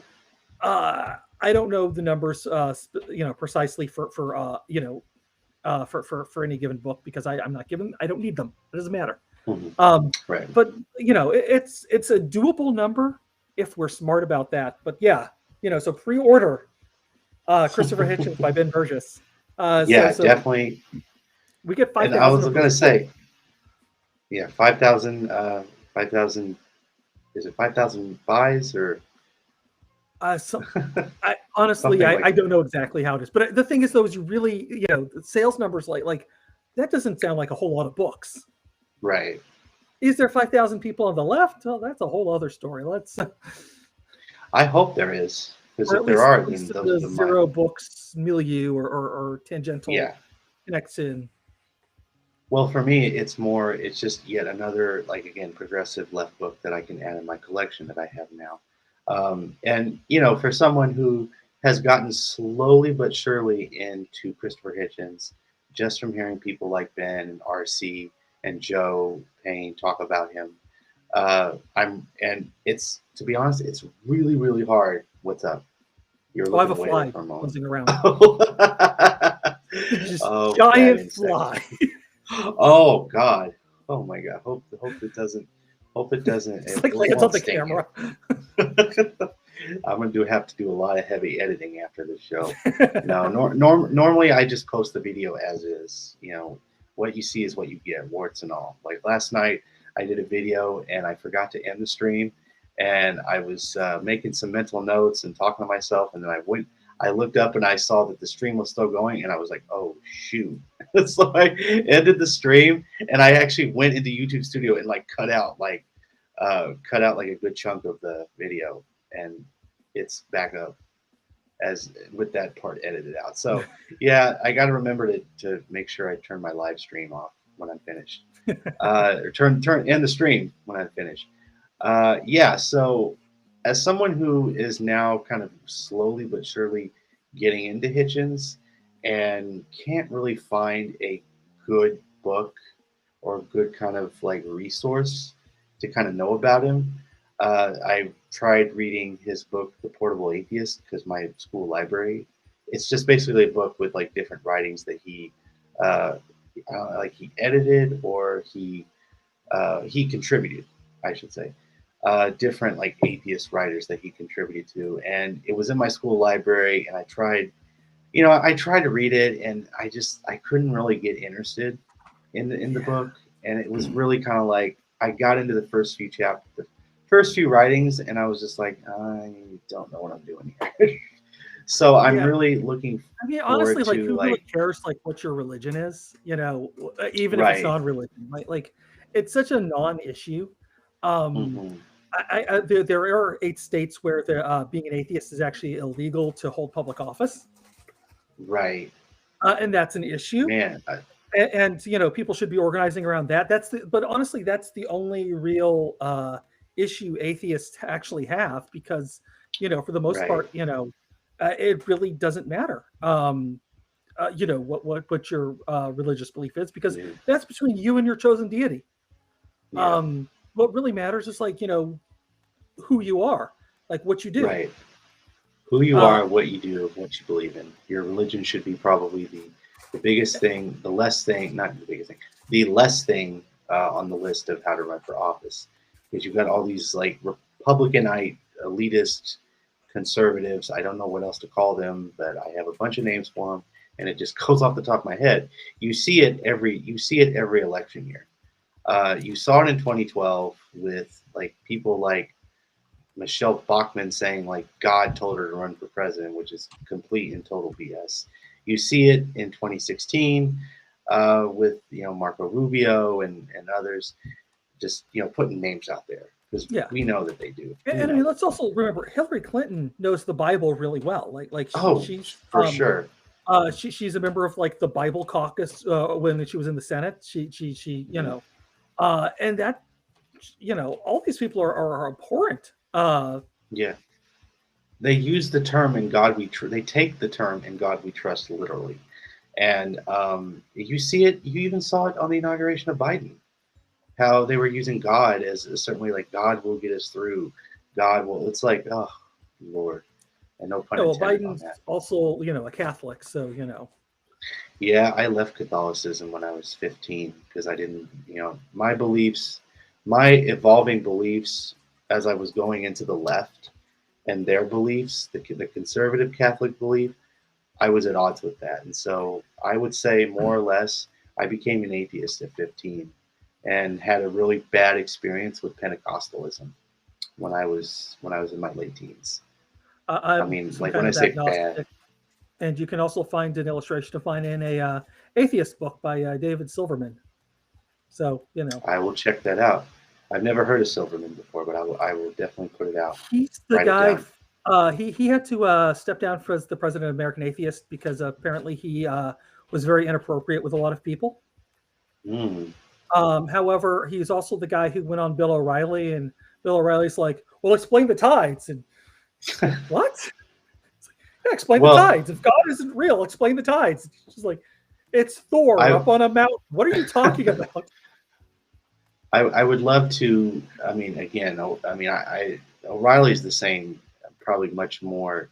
We know what Bill O'Reilly is, and we know how he has to like throw his beliefs in other people's face. But when somebody does it to him, he gets all like cringy and whatnot. And yeah, that's the world we live in, man. That is definitely the world we live in. What was I going to say? Oh, Hitchens. So back to Hitchens. So I was busy just saying I'm hoping and I know that when Ben's new book on Christopher Hitchens, I'm looking forward to it very much so. I was actually trying to look for it on Amazon. I mean, I'm sorry, like I said before we came on the air, you're subject to default. If Red Emma's had, I know they have gift cards, and if Red Emma's had if their gift card system wasn't just local only, I would definitely go there and purchase the book. But unfortunately, I looked at it and they're not national. Unfortunately, Jeff Bezos. Yeah, unfortunately, Jeff Bezos' corporate machine is selling gift cards at a Walgreens, and so I have to put money on that and buy a good progressive book. And again, I can't wait for Ben's book. I've actually gotten into a lot of Zero books lately. They seem to have, I have to say, Andy, they give a lot of good stuff. I was actually browsing them before we came on. I have a book called How Journalism Became Wrong. That you'll have to look it up. It's really it's interesting because it's my mindset. Again, I should have taken notes before I came on so I could just write it down. But man, so we are over. Let's just show the picture again. There it is, Christopher Hitchens. What he got right, how he went wrong, why he still matters by Ben Burgess. Coming out in December from Zero Books, and looks like Bhaskar from Jacobin has already got a positive blurb on the book. It isn't even out yet, so yeah, there it is, folks. So stay tuned because me and Ben have a few things in the works with it too. So I'm not going to say anything more because nothing's set in stone. Right. Nothing's even planned out. We're just where we're talking. Yeah, definitely. We're definitely, or you guys are definitely telling us to stay tuned, keep watch.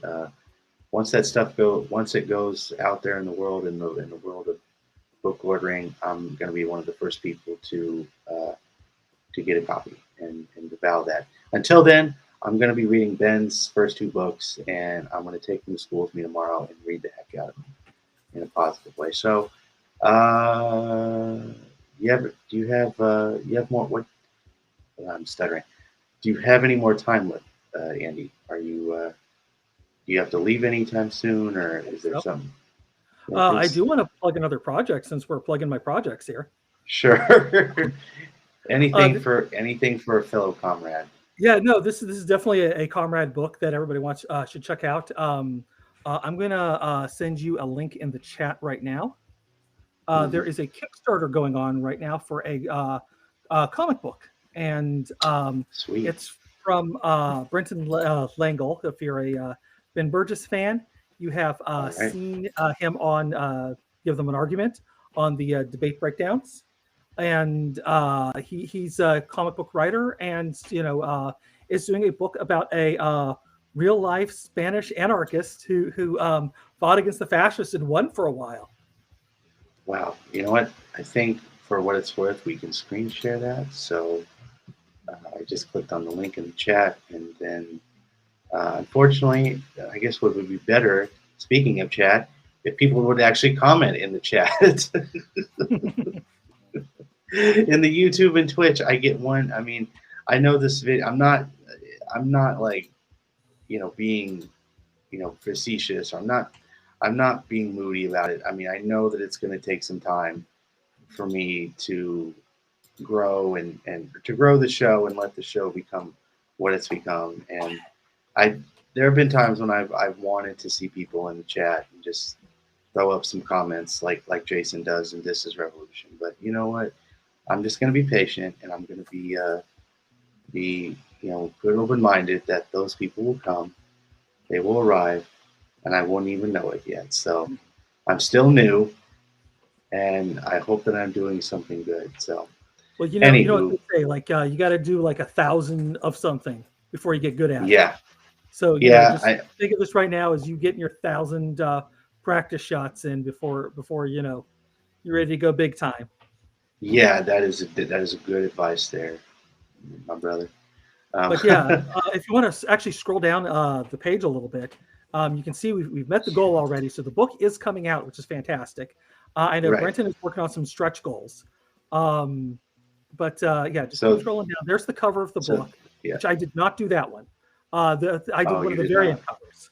But yeah, he is a real life anarchist who came up through Spain, tried to assassinate the Pope, I think. I don't know. I've read his stuff off YouTube, off of whatever. That video right there, though, you should probably play, so we can all know what we're talking about. I see his face in the mugshot. Straight ahead, from the side, with a number. His turbulent hair, disheveled. The only thing missing is a dove above. Raging and delicate. Known to history as the soul of Spanish anarchism, Buenaventura Durruti is a man carrying the future in his heart and a gun in every pocket. Born into a world on the Revolution and 2 world wars on the 14th of July, 1896.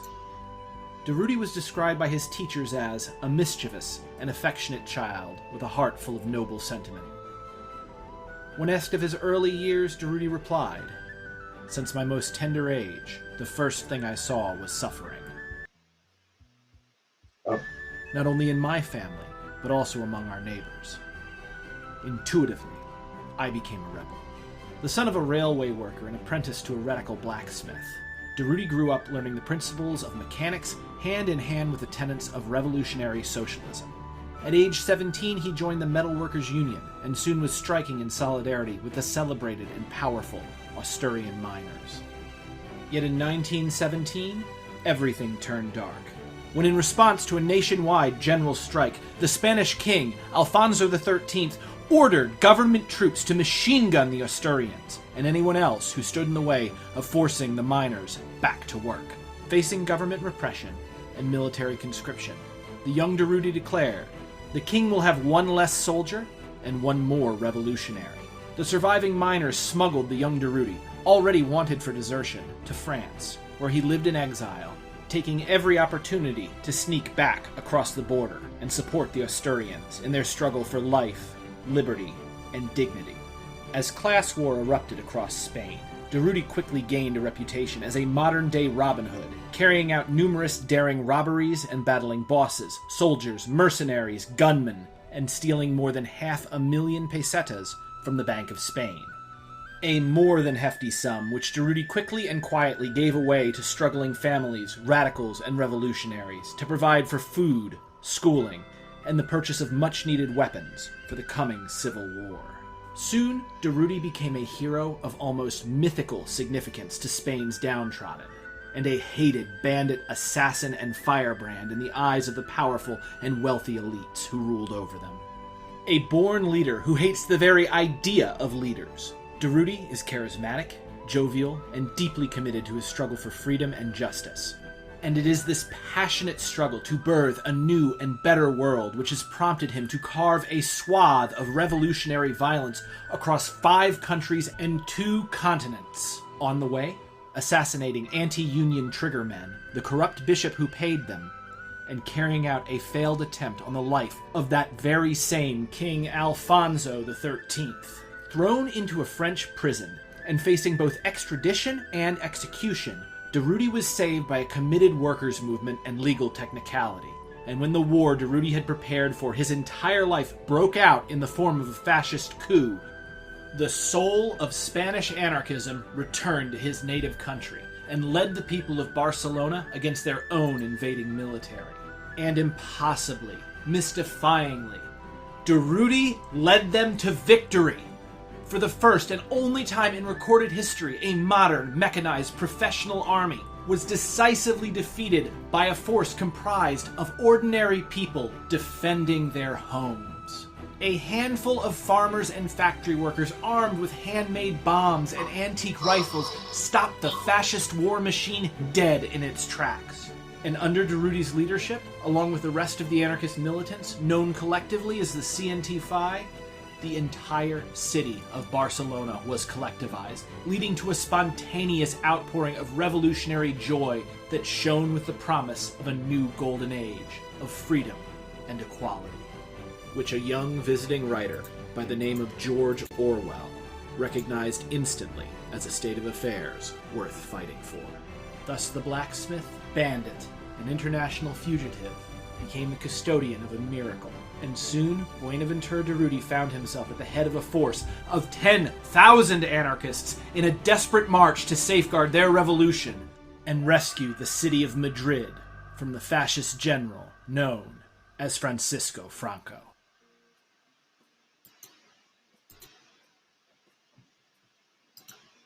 All I can say is, wow. I mean, just wow. That last image, by the way, is my cover that I did. You can, I forget which level you have to start at to be able to get my cover, but you can, I did one of the variant covers, which I'm very proud of. And you can see on the page, which is super exciting. I'm so glad to be a part of this project. Yeah, actually, let's just open this back up. Let's share this again. Yeah, I mean, looking at it, it's really good. Yeah, this Durruti, Durruti Shadow of the People. Yeah, it's really good. And more towards the bottom. I was gonna say how much they've raised, but we've met our goals. Wow. So we're working on stretch goals right now. I haven't. I'm pretty sure Brenton's going to be announcing those soon, if he hasn't already, and I've not paid attention, which is quite possible. Okay. But you can see there's one of the there's the variant covers there. None of them are mine so far. All right. But some very talented artists. There we go. Right. This you right here. This is you. It was. Now we're looking at something different. Oh, this here. Yeah. Oh right there. wow, this is and finally, yeah, DeRudy v. Franco. Oh, yeah, I'm impressed, Andy. This is this is really good. Thank you. Um, is this what part in the book is this? Is this like This a is a variant cover for issue one. If all you know right? anything about comic books, one of the ways that they try to promote them is to do it with through variant covers. It's a way to incentivize stores to order more copies, basically. Um, Right. I don't know how this is one's going to work out for retailers. Hmm. Because I'm not involved with that. So until anything gets announced, right now they're raising money to publish it. So Oh, that's the stage we're at the moment. Um, but you can see if you order at a certain level of uh, the where you can donate, you can pick your own variant cover, so you can get mine. At another level, you can get all of the variant covers as well as the actual the cover. book, yeah, the book itself. Yes. Um, yeah, definitely. Yeah, this is. I gotta say, I have a lot of books that have your work in them, and not a lot of them. I have a few. I have the obviously the Against the Web. Uh, you didn't do Give Them an Argument. Did you do Give Them an That Argument was on Red Logic Lake. Player? Ryan Lake, and then you did. Did you didn't do Canceling Comedians, did you? There I was don't think just there. text. Yeah, it's there's like I say there's no artwork for Canceling Yeah, Comedians, but all the you did Zero Books text is done by their in-house team, who is absolutely fantastic, and I'm right. so glad that I've gotten to work with them now on 3 covers, soon to be 4. That yeah. So congrats to you, man. You're how I say it. You're pushing through. Yeah, You're well, going I'm happy to through. be part of the Left family, and that we've all kind of found each other. So Yeah, they found you and you found them. It's kind of the way with me. Not to put my own ego out, but I'm just yeah. I mean that. So hold. Let me just bring this back up real quick. So this is Benaventura de Rudy. I'm got to pull back on the website. Okay. DeRudy, Shadow the People, and they've met their goal from Kickstarter. Just kind of scrolling back up, showing the goal for people. The pledge. They've got they've met the goal. They've got 144 backers with 15 more days to go. Or yes, and 15 like I days to go, said, I should say. stretch goals are coming out. So if you like the project, you think it's interesting, follow it. Get those announcements for the stretch goals, and who know, Brenton's going to come up with something really cool for you guys. Oh, definitely. So keep an eye out. Just keep an eye out. So I should say, so even though that the goal is met, can people all still donate money or still Absolutely, donate? Oh, yeah. yes. Okay. And that's what So we're whatever heading you towards can the give. stretch goals. Stretch goals basically you meet your goal, but these are new targets. Like say now like 8,000 would be the new target to be able to get, like, I don't know, my image on a T-shirt. I'm just throwing that out there. I don't know what Right. the Right. I don't know what the stretch goal is going to be. I can't say. But Or trying to get a movie script made or any like an that's album already made. written, and there's actually a company that's um, who's buying up the rights. So Oh, so there's a movie being made of the Benaventura comic book? yeah, the Rudy comic. Oh, really? Yeah. I was thinking about that. I was like, wow. No. Brenton's a screenwriter and a stage play writer, and this has been a long time. I've seen a few interviews with him about it, so, and I was on one of them. See, now I gotta go find his work then, because now I'm starting to be a fan. He's starting to Absolutely. get new fan. He's starting to get a new fan. Well, speaking of art and writing and novels and comics and all that stuff, I am curious to ask you: are you familiar? Just because he popped up in my head, you're familiar with Michael Chabon, right? Yes. Are you? I am curious to know what's your opinion of him, because I would say, like, if you've read The Amazing Adventures of Cavalier and Clay, which I have, and I've been kind of like picking it up, putting it down. It's not like a book that I pick up and I read religiously until it's done. Like, it's set definitely in like the 1940s. It's like that, like that superhero era of like fiction writing, like Batman and Superman, so to speak. So I'm starting to be vague here. So I just kind of want to get your feelings, your views on Chabin and his work, if you I mean, be I've only so read kind. I've only read Kevlar and Clay, and it's basically him taking stories of Jack Kirby, Will Eisner, Jim Steranko, and probably a few more that I can't think of off the top of my head, and mixing them all up and telling a story of the era. And it's Right. overall a good book. I think it ends a little abruptly. Hmm. I'm not trying to spoil anything, but a lot of little things in there, like the groundbreaking, like how uh, Citizen Kane changed the landscape for comic book artists by Right. presenting a way of storytelling. That's actually truly happened. Jack Kirby, Will Eisner, you can find interviews with them talking about how important that was for them. Right. The bit about him being an escape artist for a while. That's Jim Steranko was an escape artist, and he's still around, by the way, and he's crazy. He's a Trump supporter and everything, but he's a brilliant artist, like absolutely. Who is this, by the Jim way? Steranko, Jim Strong. Okay, and he's a um, Trump supporter, but he's a brilliant writer. artist. Brilliant. He's an artist, Well, he and he's a writes Trump. too, but like his art is really where it's at. He worked in Hollywood for a while. He did like set design work for Indiana Jones, if I remember correctly.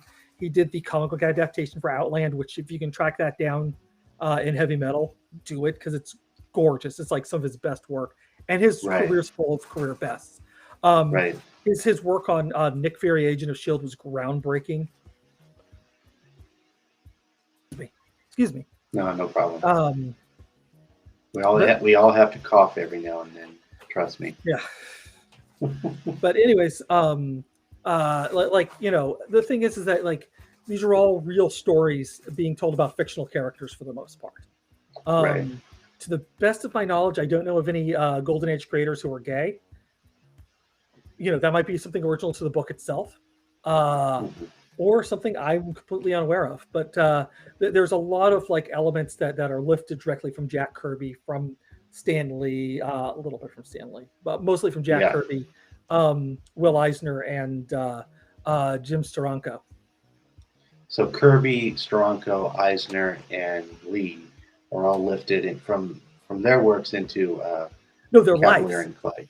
Oh, their lives are lifted directly and influenced into Cavalier and Clay. Yeah, I always kind of felt that the book never quite got beyond like I recognized all the bits that they're putting in there. Right. It's Right. like, oh, that's from Jack Kirby. Oh, that's from Will Eisner. Oh, that's and that was my Mhm.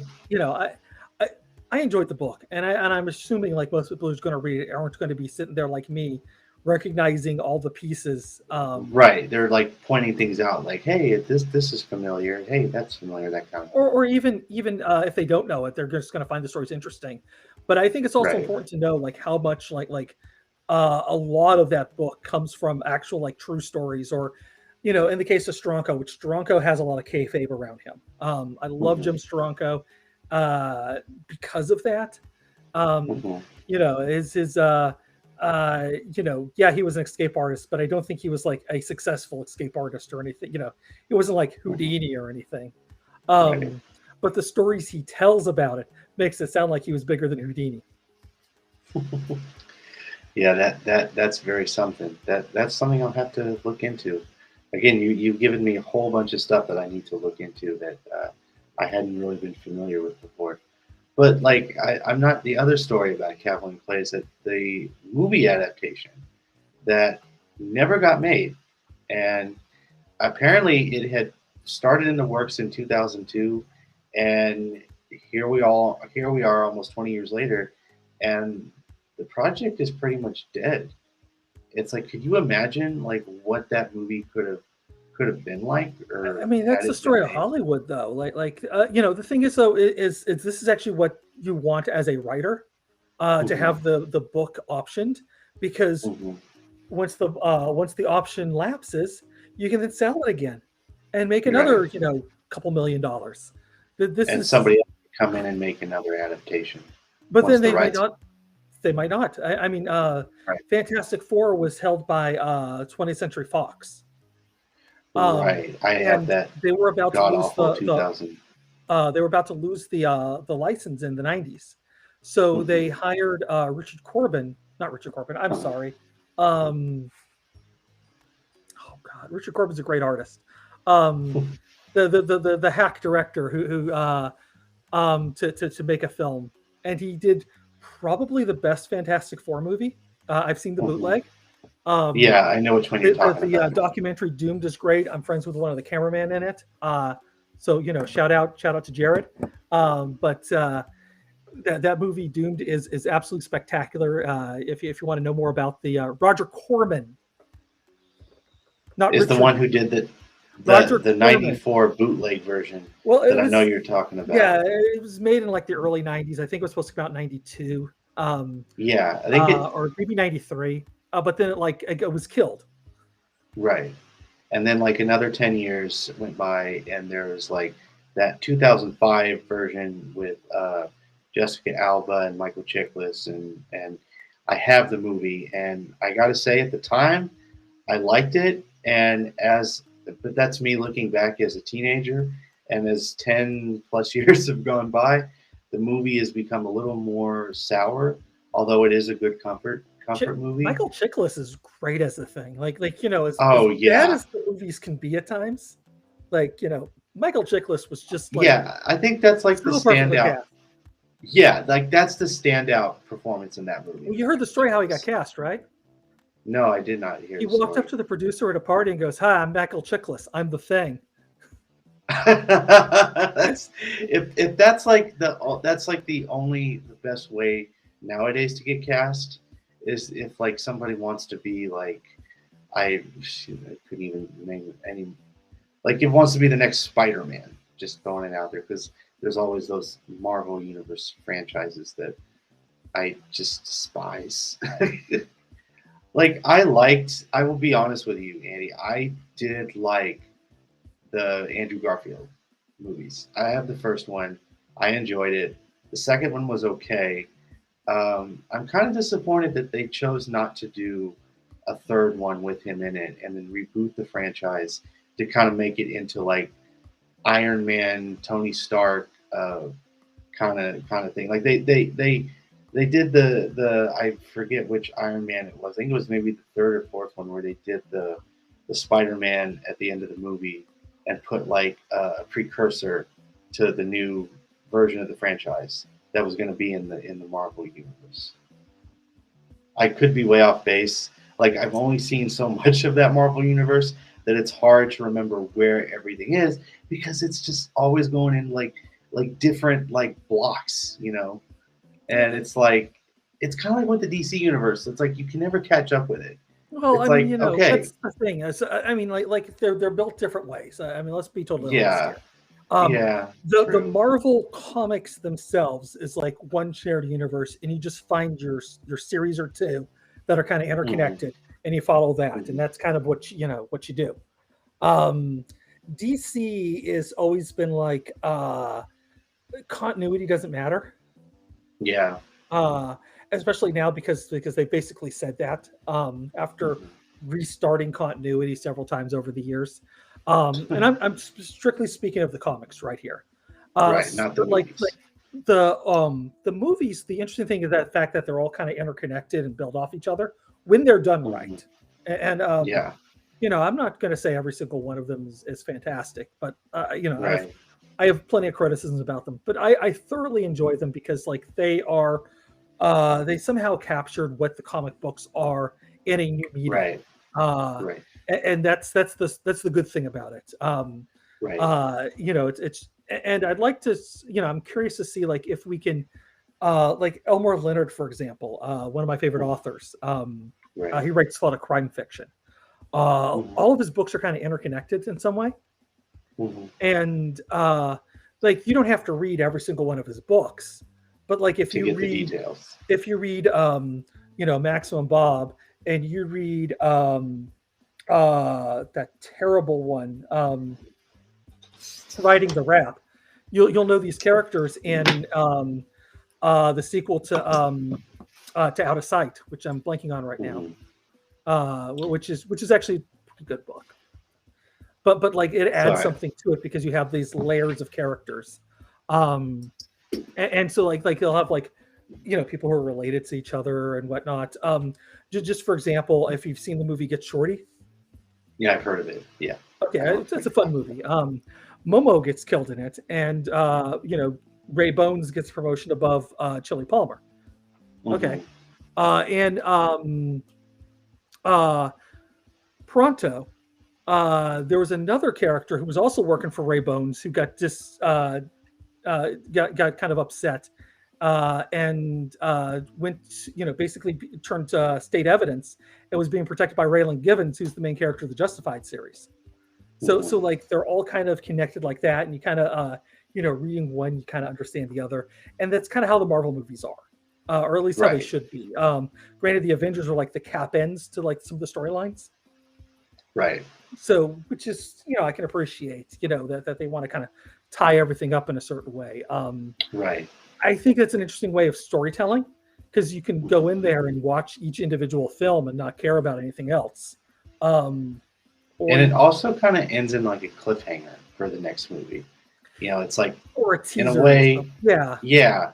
Like when, like now, those kind of movies now do like the credit sequence of when the credits are done, such and such will return in Buckaroo Banzai will return in the World Crime Organization.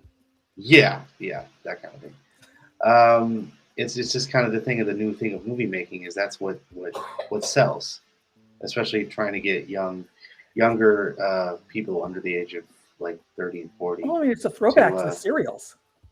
Yeah, which is kind of nice because like that was a different form of storytelling. Like television is a form of storytelling, and we're at a golden age of television right now. And we also have, I'm not going to say we're in a golden age of movies because we're not. No, unfortunately. but the thing is, though, it's interesting to be able to tell a larger story than film, and I'd love to see a filmmaker actually like attempt to do that, like something that's not superhero related. Right. Where you can do a bunch of individual films and they lead up to like, more or less the Avengers, where like everything gets tied up from the all the loose threads from the 6 or 7 movies that you did gets tied up in this one big movie. Right. So like you were talking earlier just moments ago about the what movie, DC movie you would rate like from bad to worse. I'm curious to know how would you, because it was so bad. This was going on like 5 or 6 years, like the Batman versus Superman movie that came out in 2016. And I did not see it, but I saw it. I read about it based on the reviews, and I have not seen it since.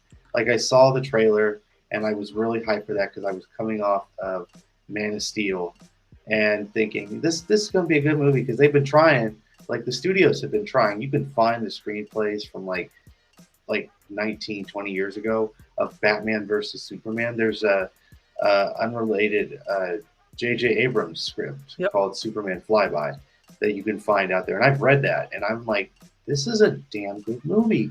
Actually, this movie got made. The one we really missed because of the writer's strike was the the guy who did Mad Max. George Miller. Yeah. George Miller was going to do a Justice League film back in the aughts, and because of the writer's strike, they they were ready to go in production. The writer's strike happened, and then the production fell apart because they couldn't do the last minute rewrites. Right, and then of course the money issue would have come up during the strike, where that's kind of that was the other thing about the writer's strike. Was you can find pictures of everybody in costume. Cannibal Armie Hammer was going to play Batman, which is kind of perfect. Because Batman would eat somebody. Yeah, yeah. It kind of also like tells me that like the Kevin Smith Superman Lives script. Because if you ever seen this documentary, you can find it on YouTube in English. I'm pretty sure I've seen it. It's Death of Superman Lives. What happened? It is like the best thing ever. And there have been times when I have rewatched that movie or that documentary like a broken record, and I just kind of think, what could have been? And personally, for me, being the fan of Kevin Smith that I am, of all his movies, and it's just like I would have died, not literally died, to see that what would have became of that movie, of that Death of Superman uh, uh, film. Because I remember like the Batman movies, the one like the not the Burton movies, but the Joel Schumacher ones in the '90s that were, they weren't the best thing in the world. Like I like Batman Forever. I'll be honest with you, because it's just it's the mid '90s. It's 1995. I was 3 years old. My grandmother got the VHS tape. It's in Jim Carrey's The Riddler. I mean, what else can you do? It's like it's a good movie. It's not a great movie. I mean, Batman and Schumacher's Rob, a great director, and those were not great films, but that's okay. It's like they are what they Right. are, and if you enjoy them, you enjoy them. If not, you don't. Well, we should say was a great director because he passed away. Yes. R.I.P. King. Well, with Batman and Robin, I'll say this. This is my honest, blunt opinion. Clooney's a good actor, but he was not a best choice for Batman. I'm just going to put that out there. I think he wasn't. I think he could have been a good Batman if there was good material. Yeah. Or had the because, movie, had the if movie you go actually back, succeeded. right around the same time, he also did From Dusk Till Dawn, Yeah. which came out a little bit before then, and like Right. he's great at playing a dark character. Like if he had Yeah. good material, he certainly looks. Well, the he part. was also, of course, playing a physician, or no, he was playing he was playing No, a doctor. a doctor, yeah, on Thursday nights during that Yes. day, yeah, on ER. And yeah, emergency room, ER. That's what it stands for. On Thursday night. So I guess for him, kind of coming off that, like doing that, and then doing the dark characters from Dusk to Dawn, and then doing a superhero movie, it just kind of didn't gel well, Yeah. But then, like, how long ago was it between that and Batman Begins? It's like I think it was 10 like years, almost. almost 10 years. Almost 10 years. I remember seeing Batman Begins, like not when it came out, but like around the time it did come out. And I actually liked the Nolan, the Dark Knight, Christopher Nolan franchise. Like there's also like that curse around that. I don't know if it's that franchise in general, but around the Batman like paraphernalia is, I say paraphernalia. I mean like the whole franchise as a whole, because of like there was the death of Heath Ledger, there was the car accident. This was during the Dark Knight era when they had the trilogy out. There was the death of Heath Ledger. There was Morgan Freeman in a car accident, and then there was of course, the Aurora shooting. Do you feel there was maybe a curse around? I mean, I know this is kind of a weird question to ask, but do you like feel there was a curse around that franchise, or Not really, because I mean that was overall like I mean setting Heath Ledger aside, that's a personal thing that he went through, and I don't like linking that to the movie at all. Right. Because according to It his looks like family, there was a lot of rumors untrue. Yeah. But just Well, completely that was setting kind of like aside that linked. tragedy. Like that's just Right. that's part of its life, and part of it too probably could be the fact that there were that Hollywood works people too hard. There's a strike going on right now, and we need to show solidarity with the crew workers in Hollywood who are about to go on strike, or if maybe they are on strike. I don't know. I am. You're so far from it as possible. You're a little bit far from it. Like I know a little bit of it. Okay, I should reword that. You know a little bit of it, but you're like not in the. How should I say? My friends are a part of it, but I'm not. Yeah. Okay. That's what I'm Anyways, yeah, there was a big strike about to happen. It looks like they're heading towards a strike of the crews because they're tired of working these 12-hour days. They're tired of these long hours. They're tired of not getting craft services when they are. Here's the thing, like right now in Hollywood, they actually budget in to pay the fine for people not eating on time that is promised to them by their union. Right. Wow, that's Um, something new. I had known before. Yeah, well, that's because nobody's really talking about that because these aren't the big, these aren't the writers, these aren't the directors, these aren't the actors. These are like, the grips, the cameraman, the Mhm. boom operator, Mhm. the Foley artists, whatever. These are the workaday people who aren't, who don't shine in the films, but their work They do makes all the other people hard. shine. Yeah, Yeah, they and do most of the hard work, if not all of it, and they're not getting their fair share. So yeah, they deserve to and go they're on not being strike. treated They fairly, especially Yeah, according to their own union rules. And like I said, it's part of it is the laws. We need our governments to have steeper fines so that these people can eat on time. yeah, definitely. Um, well, we're almost out of time, but real quickly, I do want to kind of relate to something in that Hollywood universe. As far as the SAG, is it the SAG election, the Screen Actor election? Uh, I So Screen guarantee, I Actors don't Guild? know. Yeah, Screen Actors Guild election.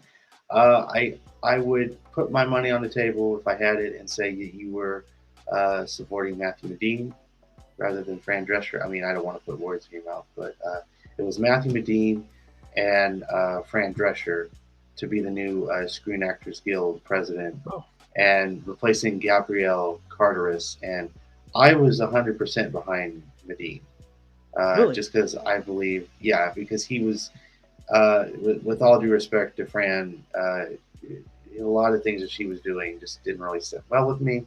Okay. And Medine had a better, like, progressive viewpoint. Sam Cedar, I shall say, was also behind Medine. Okay. So that's I've a. not heard anything about this. I know Fran Drescher is actually really good for years supporting gay people before Mhm. it was even like a trendy thing to do. So, Yeah. she certainly has been a comrade in that respect, but I can't say anything beyond that because I don't really know the story. What's going on between the two of them. I know I just Mhm. recently watched a terrible Matthew Modine film with Sylvester Stallone. Well, if it has Stallone in it, then it's not Matthew Modine's fault, No, this technically was speaking. literally Sylvester Stallone is like a bit player in this movie, but is Uh, co-headlining because he's Stallone, and this is Matthew mhm. Modine's film. Right. Well, aside from that, we can say that Full Metal Jacket is probably one of his best works. Probably one of his most notable. Yes, far Um, better than of Cutthroat course, Island. yeah, Cutthroat, yeah, definitely. Of course, he's also, I don't know if he's still in the cast this season, but he did do the Netflix series Stranger Things. He was also good in that as well. So, Yeah, no, he's great um, in everything I've seen him in. Even that terrible movie that he did with Stallone, he was good. right, Not much else to right. say about All that right. movie. Yeah, well, I now I have to go see it for myself if I can find it. It's called If it's Backtrace. streaming anywhere. Backtrace. I will do that. I will do that for sure. All right, Andy. It's 9 minutes after 9 o'clock here. So, just to backtrack, I'm going to take back everything I said about you knowing the writer's strike. You did know everything. You are aware of it. You are more aware of it than I should be. And I should actually now, speaking of it, I should do a little bit more research myself. Uh, Honestly, I just found out about it today, so don't feel too bad. so, well, my apologies, my sincere, honest apologies in advance anyway. So, so thank you for coming on the show. This is again my first guest that I've had on the weekdays. Um, I'm hopeful that you can come on in the near future. Maybe even do like something that I've been trying to do with this show as it grows and evolves. Kind of like what I'm doing on Sundays with RC. Doing a segment on his article on his Substack, or talking about his Substack, and then just doing something in current events. maybe coming on as sort of like an end guest, if you will, kind of like similar to what Ben Burgess and David Griscom did before the format change of like Outlaws and Revolutionaries, where they would talk about different country artists and sort of the political, like meshing it with the political events and views of their times and this time in this era, and sort of doing something like that, if you get what I'm trying to say. Like maybe yeah. So doing something like that, what Ben and David did, and something similar would be you coming on and talking, hey, let's talk about this comic or this screen writing project or something that's going on in the Hollywood world at the end of the or show, even music, because I am connected to the music world too. Don't forget, I just had a new album cover from FU. Wow. Yeah, produced by Cole James Cash. So really, honestly, that album is fantastic.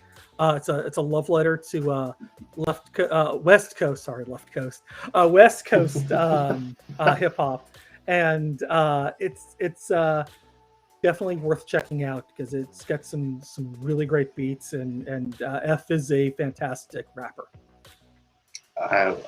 There's something that my viewers now and late and will watch this later that can go check out. So with that, thank you to Andrew, or to Andy, I shall say, because you don't like really being called Andrew, which I wouldn't blame you. Some people actually, I got some good friends who call me Jay. Yeah. I will ask the question, because I'm curious, what does the J in your name stand for? It stands for whatever you want. Oh, really? So it's like Michael J. Fox. It could stand for anything. No, it's James. It's a family name. My father's James, my grandfather's James, his father's James. Going back several generations, awesome. But we all have different middle names. Right. Oh, that is awesome. But you just like being called Andy, which I would understand. Too many Jims in my family. Yeah, so there's a big understanding there. So with that, Andy, and with that proposal that you come on as an end guest to discuss during the weekdays, discuss pop culture news and how it relates to the political climate that we're in today, if you get what I'm saying. You can think it over, decide if you can commit to it. I know your busy schedule. Yeah, definitely, with your busy schedule and all. So, and with that, why don't you, for the viewers again, why don't you plug where they can find you? Okay, you can find me on Twitter and Instagram at right about now too. You can see that right below there. Mm-hmm. And you can also check me out over on Ben Burgess' show, Give Him the Argument. I'm on there briefly at the beginning of the show. And if you become a member, you can watch me in the post game. And if you enjoy this, my sultry voice and bizarre sense of humor and internet cutting out, you can watch me tomorrow night at 10 Eastern or 10:30. 10 or 10:30, I can't remember exactly which. We'll be talking primary colors with Bronco Marketic. I'm going to be practicing that tomorrow. Yeah. And Anders Lee on Bad Takes. And then on Thursday, I'm going to be talking, we got a special Thursday episode for Movie Night Extravaganza where we're talking Naked Gun 2.5 with Natalie Scher. So that's a whole bunch of stuff that we should check out. I hope people who are watching this will be interested in doing like what I did with the left, is doing a telephone game and just finding different outlets and podcasts on the left to watch and become fans of. So, Andy, thank you so much. That's great. Congratulations on the Ben cover of the Hitchens book. It's fantastic. Again, people go find Ben's book wherever you can, when it comes out, of course. Or when you can pre-order it. Yeah, pre-order it. Yeah. Because I don't know if you can pre-order it just yet. Well, when it comes out, go to Red Atlas. Unless you are default, you have to go to Amazon. But anyway, I'm talking too much, so I better let you go, man. Thanks for your time as always. I appreciate you. Much respect to you, man. Thank you. Okay. Thanks.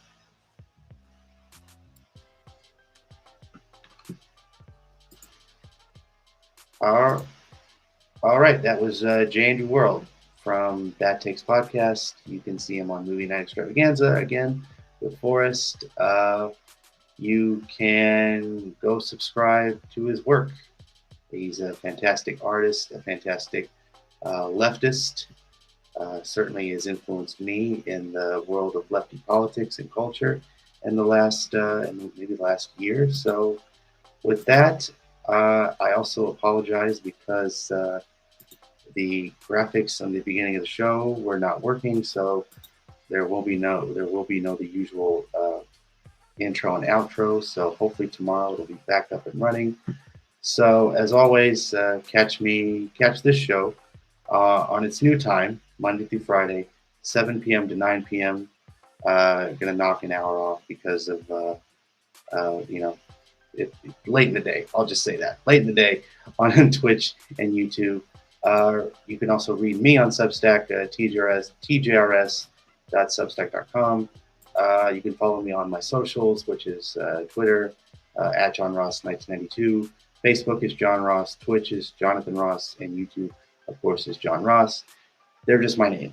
I'm a big egomaniac, folks. So you can. Oh, as I said last night, the YouTube channel, my YouTube channel, is not going to be just TJRS anymore. It's just going to be back to my name and the official channel where this show will be uploaded. So also, of course, if you can, donate to Patreon at patreon.com/TJRS. You can give whatever. It doesn't matter to me what you give. It matters that you give, but it doesn't matter how much, So, of course, as always, like and subscribe. Hit that like button on YouTube. Hit that subscribe on YouTube. Hit the like and the subscribe on the Twitch. With that said, left is best. Rest in power to Michael Brooks. Rest in power to Ed Asner. And I am out for the evening.